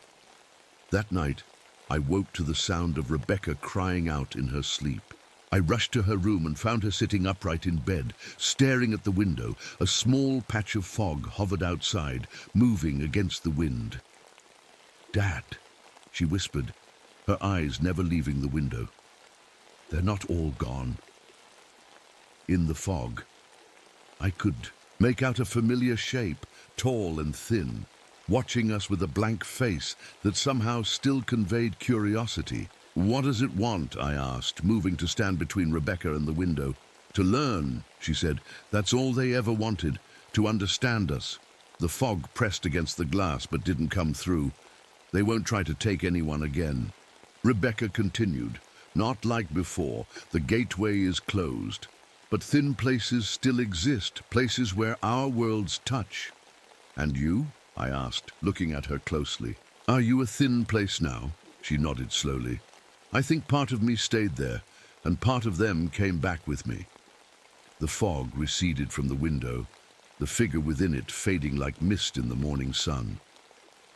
"What do we do?" I asked. Rebecca laid back down, pulling her blanket up. "We live with it, we learn from each other, and we remember to hope." Outside, the fog vanished completely, leaving only the normal darkness of a forest night. But I knew now what had always been true. There are thin places in this world where reality isn't as solid as we think. And sometimes things from beyond are watching, learning, trying to understand what makes us human. As I stood watching the night, I felt something I hadn't experienced since Sarah died. Hope.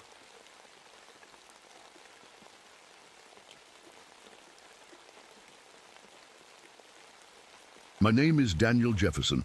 I've been a ranger at Yellowstone National Park for nearly 5 years now.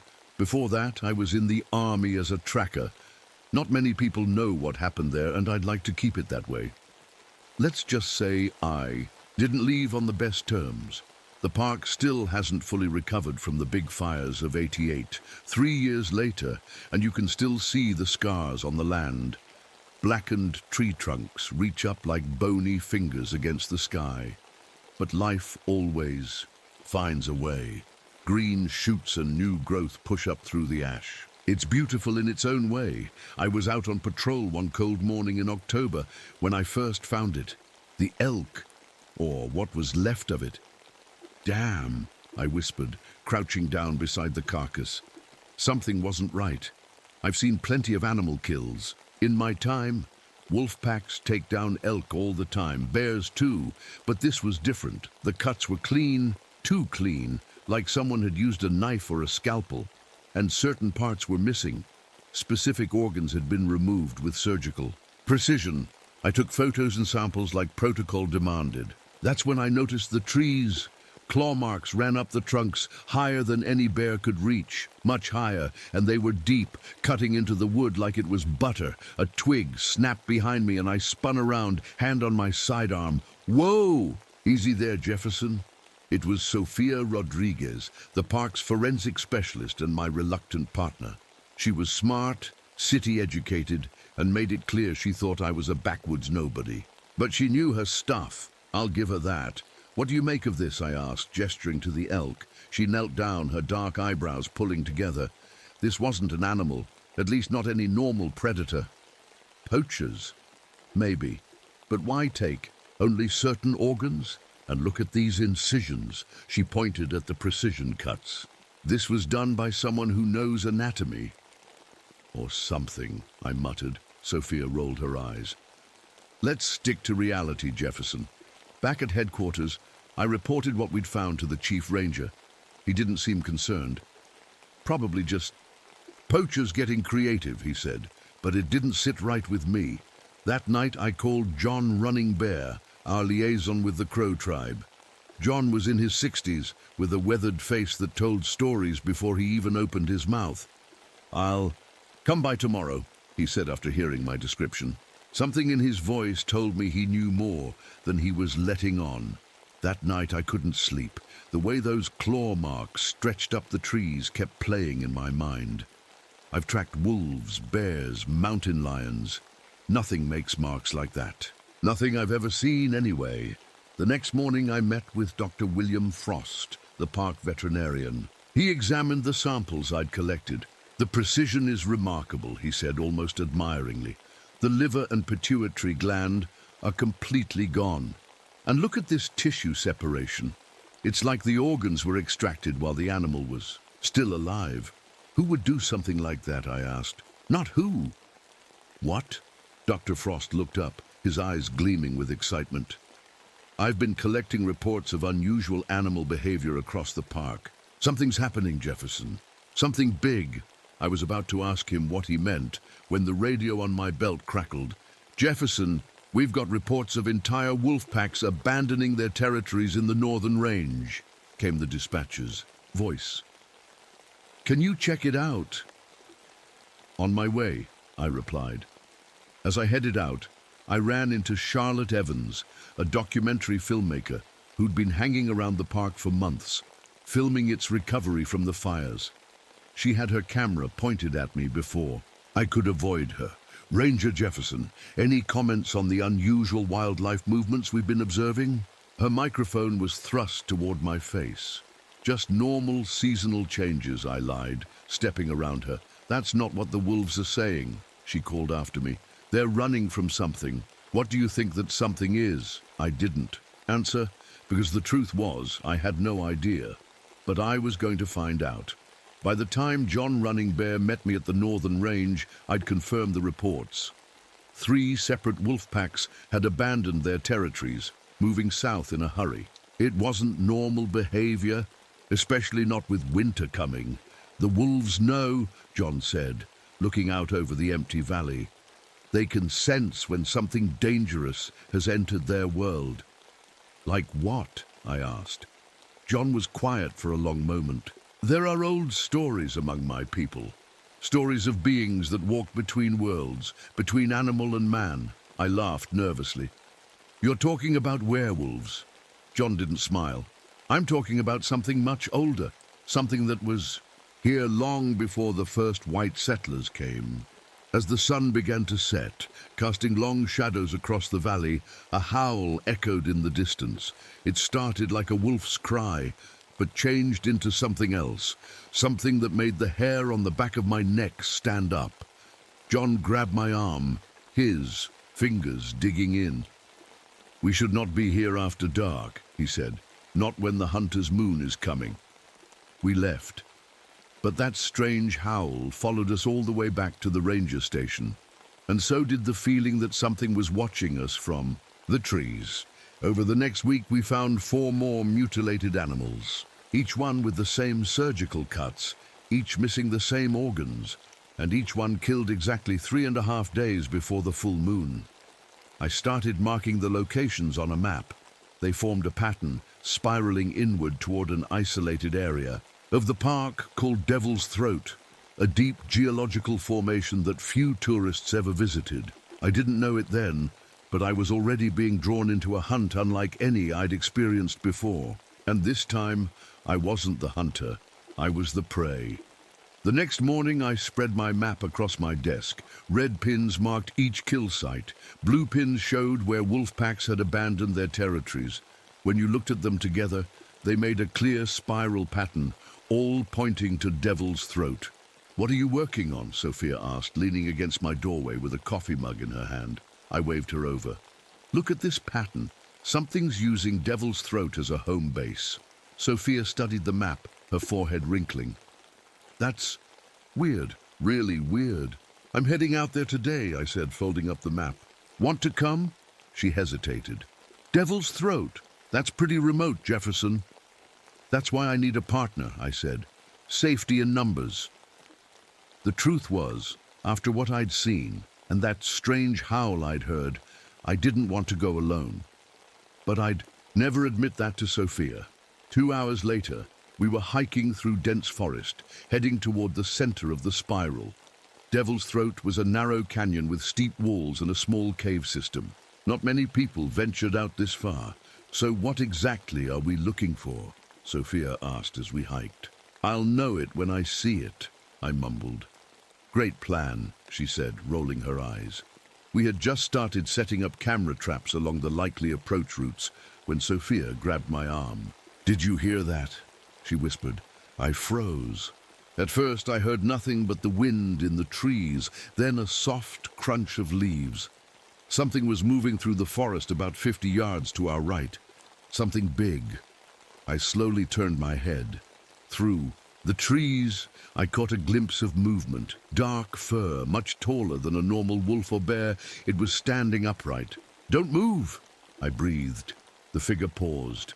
Even from this distance, I could feel it watching us. Then it moved again, with a strange, fluid grace that no human could match.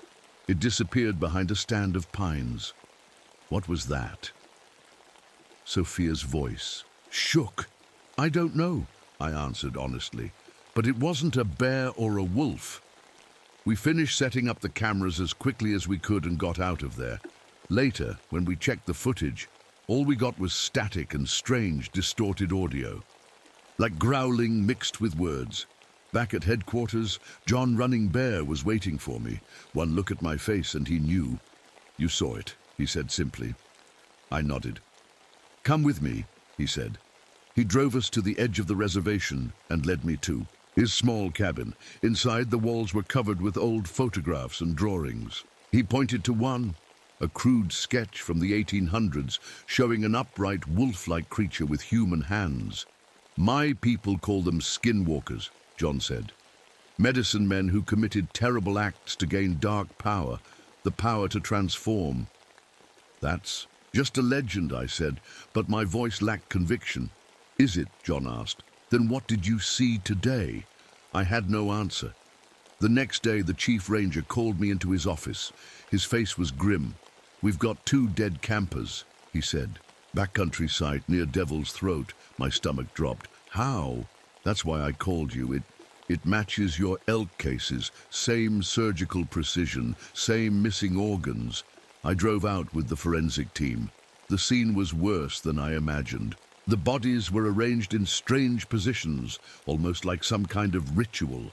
Clean incisions, just like the animals. Both victims were missing their pituitary glands and livers. "This doesn't make sense," Sophia said as we examined the scene. "No human killer does this, and no animal is this precise." I checked my calendar. The deaths had occurred exactly 3.5 days before the upcoming full moon, just like the animals. When Dr. Frost arrived to help with the examination, I noticed something strange about him. He seemed excited rather than disturbed. "Fascinating," he kept muttering as he took samples. "People are dead, Frost," I snapped. Yes, of course, tragic." But his eyes were gleaming. "But don't you see? This confirms my theory. It's selecting specific organs. It's intelligent." "What theory?" I demanded. "What do you know?" Dr. Frost looked around to make sure no one else was listening. "I've been researching unusual predator reports in this area for years. There are patterns, Jefferson, 12-year cycles, and we're in the middle of one now." He pulled a small journal from his bag. "I've documented everything. The 1979 incidents, the 1967 attacks, all with the same signature. Why haven't you reported this? Would you have believed me? Would anyone?" He shook his head. "I needed proof, and now I have it. That night I couldn't sleep. I kept seeing those bodies, arranged, like some kind of offering. And that glimpse of the creature through the trees. Too tall to be a wolf, too agile to be a human in costume." The next morning, I visited John again and told him about the campers. "It's growing stronger," he said solemnly. "Each feeding increases its power. What does it want? To survive, to keep changing. The organs it takes, they contain hormones that help it maintain its human mind during transformation." "How do you know all this?" I asked. John looked away. "Because my grandfather encountered it.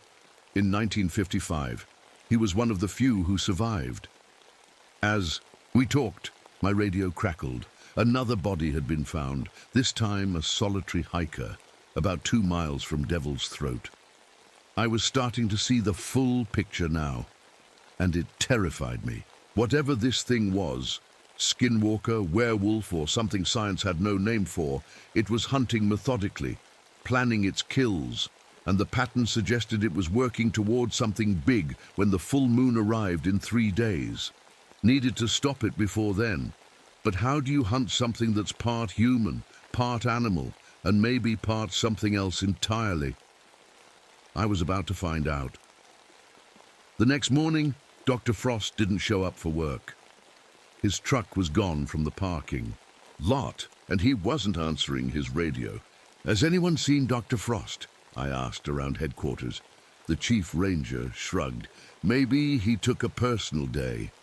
But I had a bad feeling. After our last conversation, I suspected Frost might have gone looking for the creature on his own.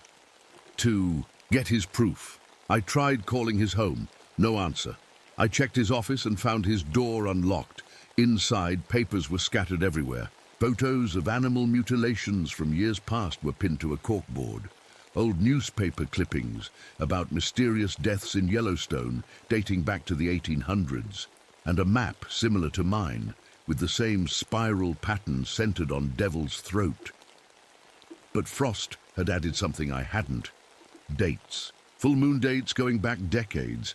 Each cluster of killings happened during the same month every 12 years. Oh no, I whispered, grabbing my radio. Chief, I need a search team. Frost is missing, and I think he's in danger. Based on what? The chief asked. How could I explain that I thought a monster was hunting in our park, that it had a taste for human organs? Trust me, I said. He might have gone to Devil's Throat alone. The chief sighed. Fine.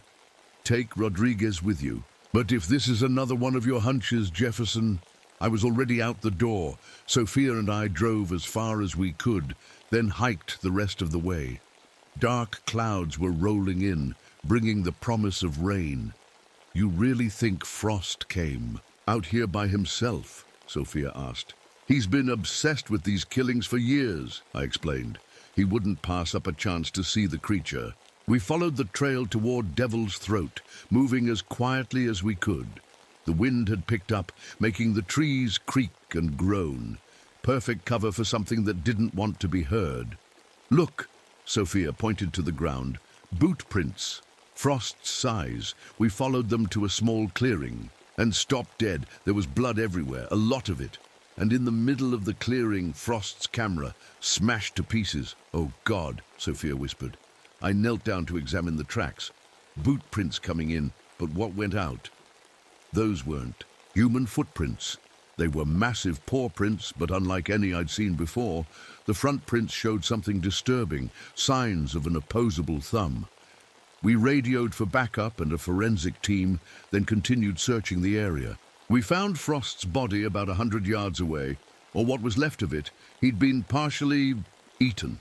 Just like the other victims, specific organs were removed with surgical precision. But the rest was torn apart, like the creature had lost control. I can't do this, Sophia said, turning away. I couldn't blame her. In all my years as a ranger, all my time in the army, I'd never seen anything like this. As the forensic team worked the scene, I searched for Frost's research journal. He'd mentioned documenting everything, but it wasn't on his body or in the clearing.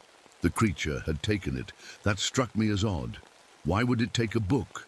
Unless it could read, unless it was as intelligent as Frost had suggested. That night, after we'd brought Frost's body back, John running. Bear came to see me. The killing has escalated, he said. It's growing desperate. Why? I asked. What does it want?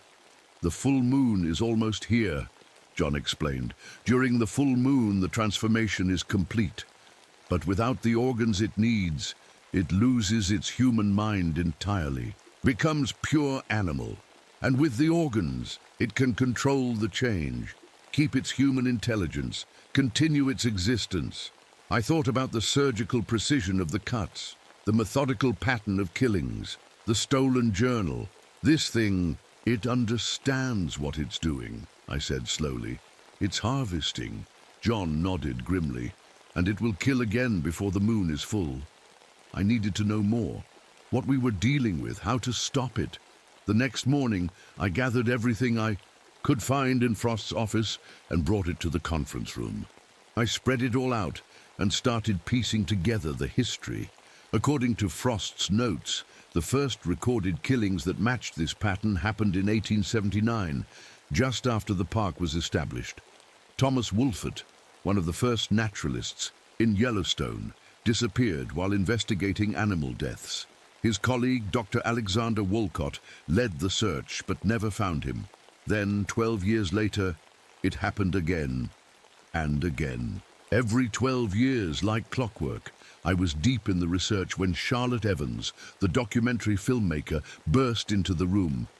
"Ranger Jefferson, is it true? Dr. Frost was killed by the same thing that's been mutilating the animals?" "How? Did you hear about that?" I demanded. "News travels fast," she said, already filming me with her handheld camera. "I've been documenting unusual predator activity in the park for months. This could be the breakthrough I've been waiting for." "This isn't a story, Ms. Evans. It's a tragedy, and potentially dangerous for everyone in the park. Which is why people need to know," she insisted. "My crew and I are heading to Devil's Throat tomorrow night to set up. The full moon will make for dramatic lighting, and if this creature is real—" "Are you insane?" I stood up. "Something out there killed Frost. And 2 campers. You need to stay away from Devil's Throat." She smiled. "So you do think there's something out there, something more than a bear or a wolf?" I realized my mistake too late. She'd gotten exactly what she wanted, confirmation from a park ranger. "If you go out there, you're putting yourself in danger," I warned. "Risk comes with the job," she said, heading for the door. "We'll be careful." After she left, I continued going through Frost's research. One file caught my attention. Old tribal. Police reports from the Crow Reservation. In 1967, during the last cycle, 3 tribal members had gone missing. 2 were found dead with the familiar surgical cuts. The 3rd was never found. But what really jumped out at me was a detail in one report. A survivor, badly wounded, claimed to have seen the creature up close. He described it as a 7-foot-tall bipedal wolf with white patches in its black fur. It had tried to speak to him before attacking. Tried to speak. The same day, I got a disturbing call from Dr. Peterson, the medical examiner who'd autopsied the campers and Frost. "Jefferson, there's something you need to see," he said. At the morgue, Peterson showed me something under the microscope, tissue samples from all 3 victims. "Their cells are showing strange changes," he explained, "almost like their DNA was being altered at the time of death." "Altered how?" "I don't know, I've never seen anything like it, but whatever killed them, it might be contagious." I thought about the creature's saliva entering wounds, a bite or a scratch passing something on. "Like rabies?" I asked. "No, much more complex. It's changing specific parts of the genetic code." Peterson looked up at me. "If I didn't know better, I'd say it was trying to transform them." That night, I dreamed of running through dark woods, chasing something I couldn't see. When I woke up, sweating and disoriented, I knew what I had to do. I had to hunt this thing down before the full moon, before it could kill again. But first, I needed special equipment. If myths about werewolves had any truth to them, regular bullets wouldn't be enough. I needed something that could actually hurt this creature. And I needed to find out what it really was before it was too late. I went back to Frost's office early the next morning and searched through everything again. This time, I found a locked drawer in his desk. I broke it open and found his personal journal.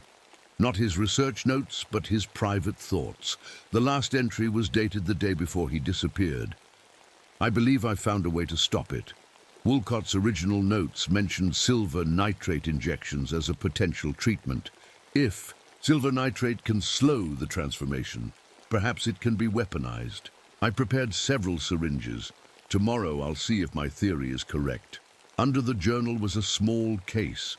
Inside were 3 syringes filled with clear liquid, carefully packed. I took the case and went to find Sophia. She was in the lab, examining samples from Frost's autopsy. I need your help, I said, showing her the syringes. Can you tell me what's in these? She carefully extracted a tiny amount and ran some tests. It's a concentrated silver nitrate solution, she confirmed. Pretty strong stuff. Why would Frost have this? I hesitated, then decided to tell her everything. About the 12-year cycles, the skinwalker legends, the DNA changes Peterson had found. To my surprise, she didn't laugh. I've been seeing the evidence too, she admitted. Whatever this is, it's not something science can easily explain. She looked at the syringes. You're going after it, aren't you? I nodded. Then you'll need more than just silver nitrate. She reached into her desk and pulled out a small bottle. Wolfsbane tincture. My grandmother was into herbal medicine, said it protected against evil. You believe in that stuff? I believe in covering all my bases. She handed me the bottle. Be careful, Jefferson. I took the silver nitrate solution and wolfsbane to the armory. The chief gave me a strange look when I asked for permission to modify some ammunition, but he didn't ask questions. He'd seen Frost's body too. I carefully filled several hollow-point bullets with the silver nitrate solution, then added a few drops of the wolfsbane tincture. I didn't know if it would work, but it was better than nothing. As I was loading the specialized ammo into my rifle, John Running Bear arrived. Evans and her film crew left for Devil's Throat an hour ago, he said. What? The full moon isn't until tomorrow night. They wanted to set up early, get establishing shots. John looked worried. The creature will be growing stronger as the moon waxes. It'll be aggressive, desperate to complete its harvest before the full transformation. I grabbed my gear. I have to warn them. Wait, John said. You can't go alone. I'm not asking anyone else to risk their lives. You don't understand, John insisted. My grandfather didn't just encounter this thing. He tracked it, studied it, learned its weaknesses. And what are those? It can be killed like any creature, but it's smart. It knows these woods better than you do, and it has power over fear itself. What do you mean? If it catches your eyes, it can paralyze you with terror, make you unable to move or fight back. That's how it takes its victims so cleanly. John handed me a small pouch. Burnt sage and bear root, an old protection. I took the pouch, trying not to show my skepticism. One more thing, John said. In all the old stories, there's a way to end the cycle permanently. You have to kill it while it's between forms. Not fully human, not fully beast. I radioed Sophia and told her where I was going.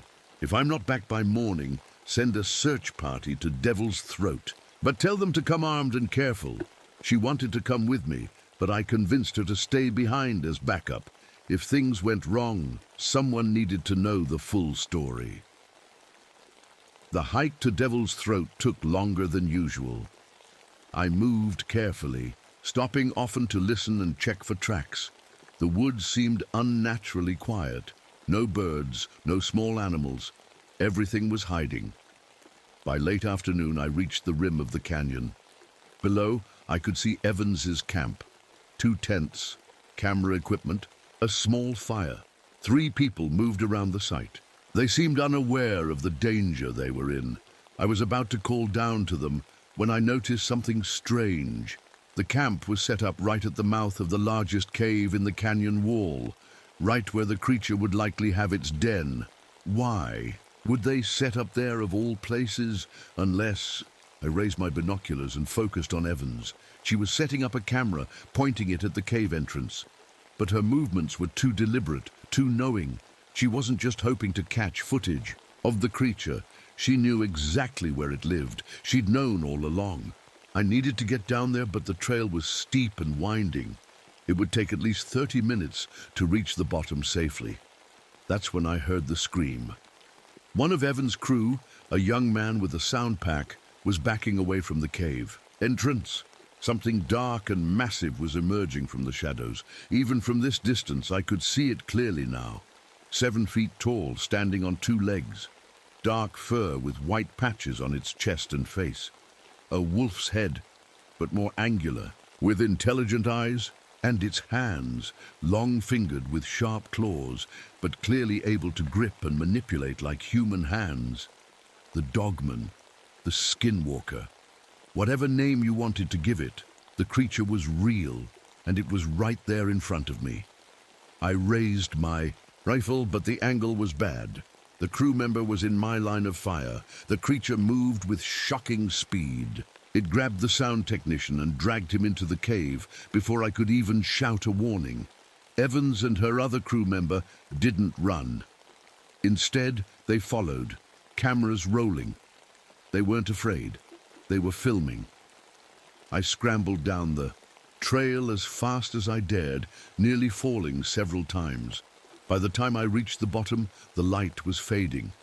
The entrance to the cave loomed dark and forbidding. I could hear voices inside. Not screams, but actual conversation. With my rifle ready, I crept into the cave entrance. The tunnel widened quickly into a large chamber lit by Evans' camera lights. And there, in the center, was something I never expected to see. Evans was talking to the creature, actually talking to it. And it was responding in a deep, rumbling voice that was partly growl, partly human speech. "Need more time," it was saying. "The moon comes. Without the final harvest, I lose myself completely." "We had a deal," Evans said coldly. "You give me exclusive footage, the story of the century, and I provide you with what you need." That's when I saw the sound technician. He was bound but alive, looking terrified. The creature turned its massive head toward the cave entrance. It had sensed me. "You brought others?" It growled at Evans. "No," she said, turning. Her face showed genuine surprise when she saw me. "Jefferson, how did you find us?" "Step away from that thing, Evans," I ordered, keeping my rifle trained on the creature's chest. The creature didn't attack. It watched me with unnervingly human eyes. "You don't understand," Evans said. "This isn't what you think. He's not just killing randomly. He needs these organs to survive, to maintain his humanity." "He?" I kept my aim steady. "You know what this thing is?" "Not what," she said. "Who?" "This is Dr. Alexander Woolcott." The name hit me like a punch to the gut. Woolcott, the naturalist from the 1800s, the one who had searched for his missing colleague. "That's impossible," I said. "Woolcott would be over 150 years old." The creature, Woolcott, made a sound that might have been a laugh. "The blessing and curse of my condition, Ranger. I do not age as you do." "You killed those people," I said. "You killed Frost." "I had no choice," the creature growled. "The cycle demands it. Without the organs, the hormones they contain, I lose my mind, become no more than a beast." "So you murder innocent people to keep yourself human?" I felt sick. "I take only what I need from as few as possible," it said. "I've controlled this hunger for over a century, killed only when necessary." Evans stepped between us. "That's why I'm helping him. Think about what we could learn. His condition could revolutionize medicine, explain legends that have existed for centuries. By sacrificing people," I said flatly. "Sacrifices for a greater purpose," she argued.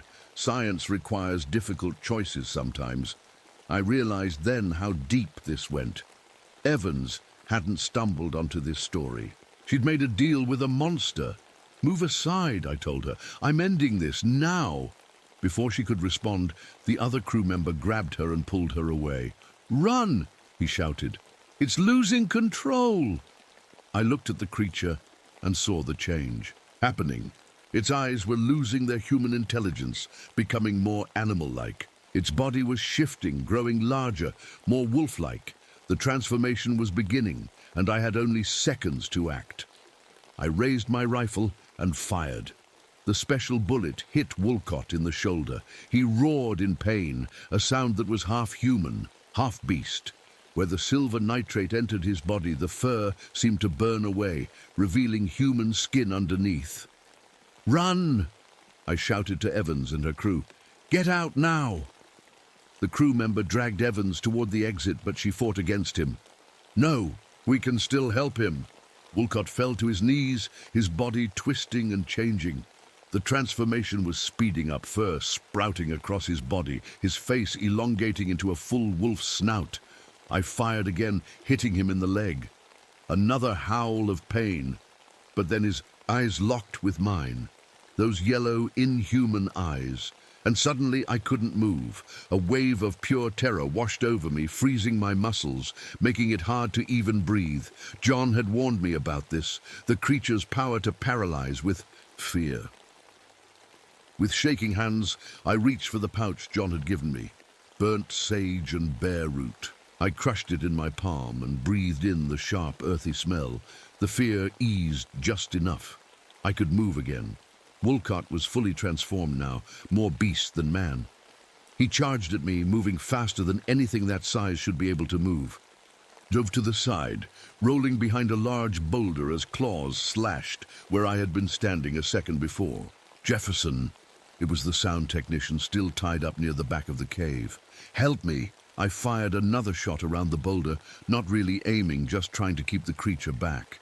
The bullet grazed Wolcott's arm, and he retreated. With a snarl, I used the moment to run to the technician and cut his ropes with my knife. Go, I told him. Follow the others out. He didn't need to be told twice. I turned back to face Wolcott, but he was gone. The cave seemed empty. Then I heard a shuffling sound above me. I looked up just as Wolcott dropped from a ledge near the ceiling. He landed on me, his weight knocking the rifle from my hands and pinning me to the ground. His hot breath hit my face as jaws full of sharp teeth snapped inches from my throat. I held him back with both hands, my arms shaking with the effort. Wolcott, I gasped. Alexander Wolcott, I know who you are. The creature paused, its eyes flickering with something like recognition. You were a scientist, I continued, desperate to reach whatever humanity remained. You wanted to help people, not kill them, Wolcott growled but didn't bite. His eyes seemed to clear slightly. Using all my strength, I pushed him off and scrambled away. My rifle was too far to reach, but I pulled out my sidearm. Regular bullets wouldn't kill him, but they might slow him down. Instead of attacking again, Wolcott backed away. He moved to the far wall of the cave and scratched at it with his claws. I realized he was writing something. Crude letters scraped into the stone. Not choice. Curse. I know, I said, keeping my gun trained on him. But you've killed innocent people to survive. He scratched more words. Show you. Truth. Wolcott turned and moved deeper into the cave. After a moment's hesitation, I followed, keeping my distance. The tunnel wound downward, opening into a larger chamber. What I saw there stopped me in my tracks. The walls were covered with writings, drawings, and photos, a century and a half of records. Journals were stacked neatly on stone shelves, alongside modern textbooks on biology and medicine. One section held medical equipment, microscopes, test tubes, even a small refrigeration unit powered by a car battery. This wasn't just a den. It was a laboratory, a home. Wolcott moved to a desk and picked up a journal with his clawed hands. He pushed it toward me. I kept my gun raised as I picked it up. It was dated 1879. I have been attacked by something in the woods, the first entry read. Thomas is dead. The creature bit me before I could kill it. I am changing. God help me, I am changing. Further entries documented Wolcott's transformation and his desperate search for a cure. He had discovered that by consuming certain organs, rich in specific hormones, he could maintain his human mind even in beast form. The hunger is terrible, he had written, but I must not give in. I must find another way. I looked up at Wolcott. He was watching me, his eyes now more human than wolf despite his monstrous appearance. You've been trying to cure yourself, I realized. All this time. He nodded, then pointed to a newer journal. Frost's research journal, the one that had gone missing. I opened it and found Frost's notes about Wolcott. He had suspected the truth and come looking for proof.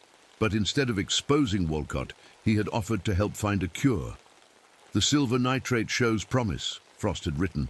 Injections. Reduce transformation symptoms by 60%.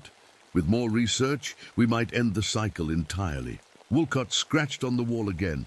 Frost friend, accident, lost control. You didn't mean to kill him, I said. Woolcott shook his head, his eyes full of what looked like grief. As I was processing this, I heard voices from the main chamber. Evans had returned with her camera. Jefferson, are you alive in there? Stay back, I called. But she entered anyway, camera light blazing. When she saw Woolcott in his half-transformed state, she gasped.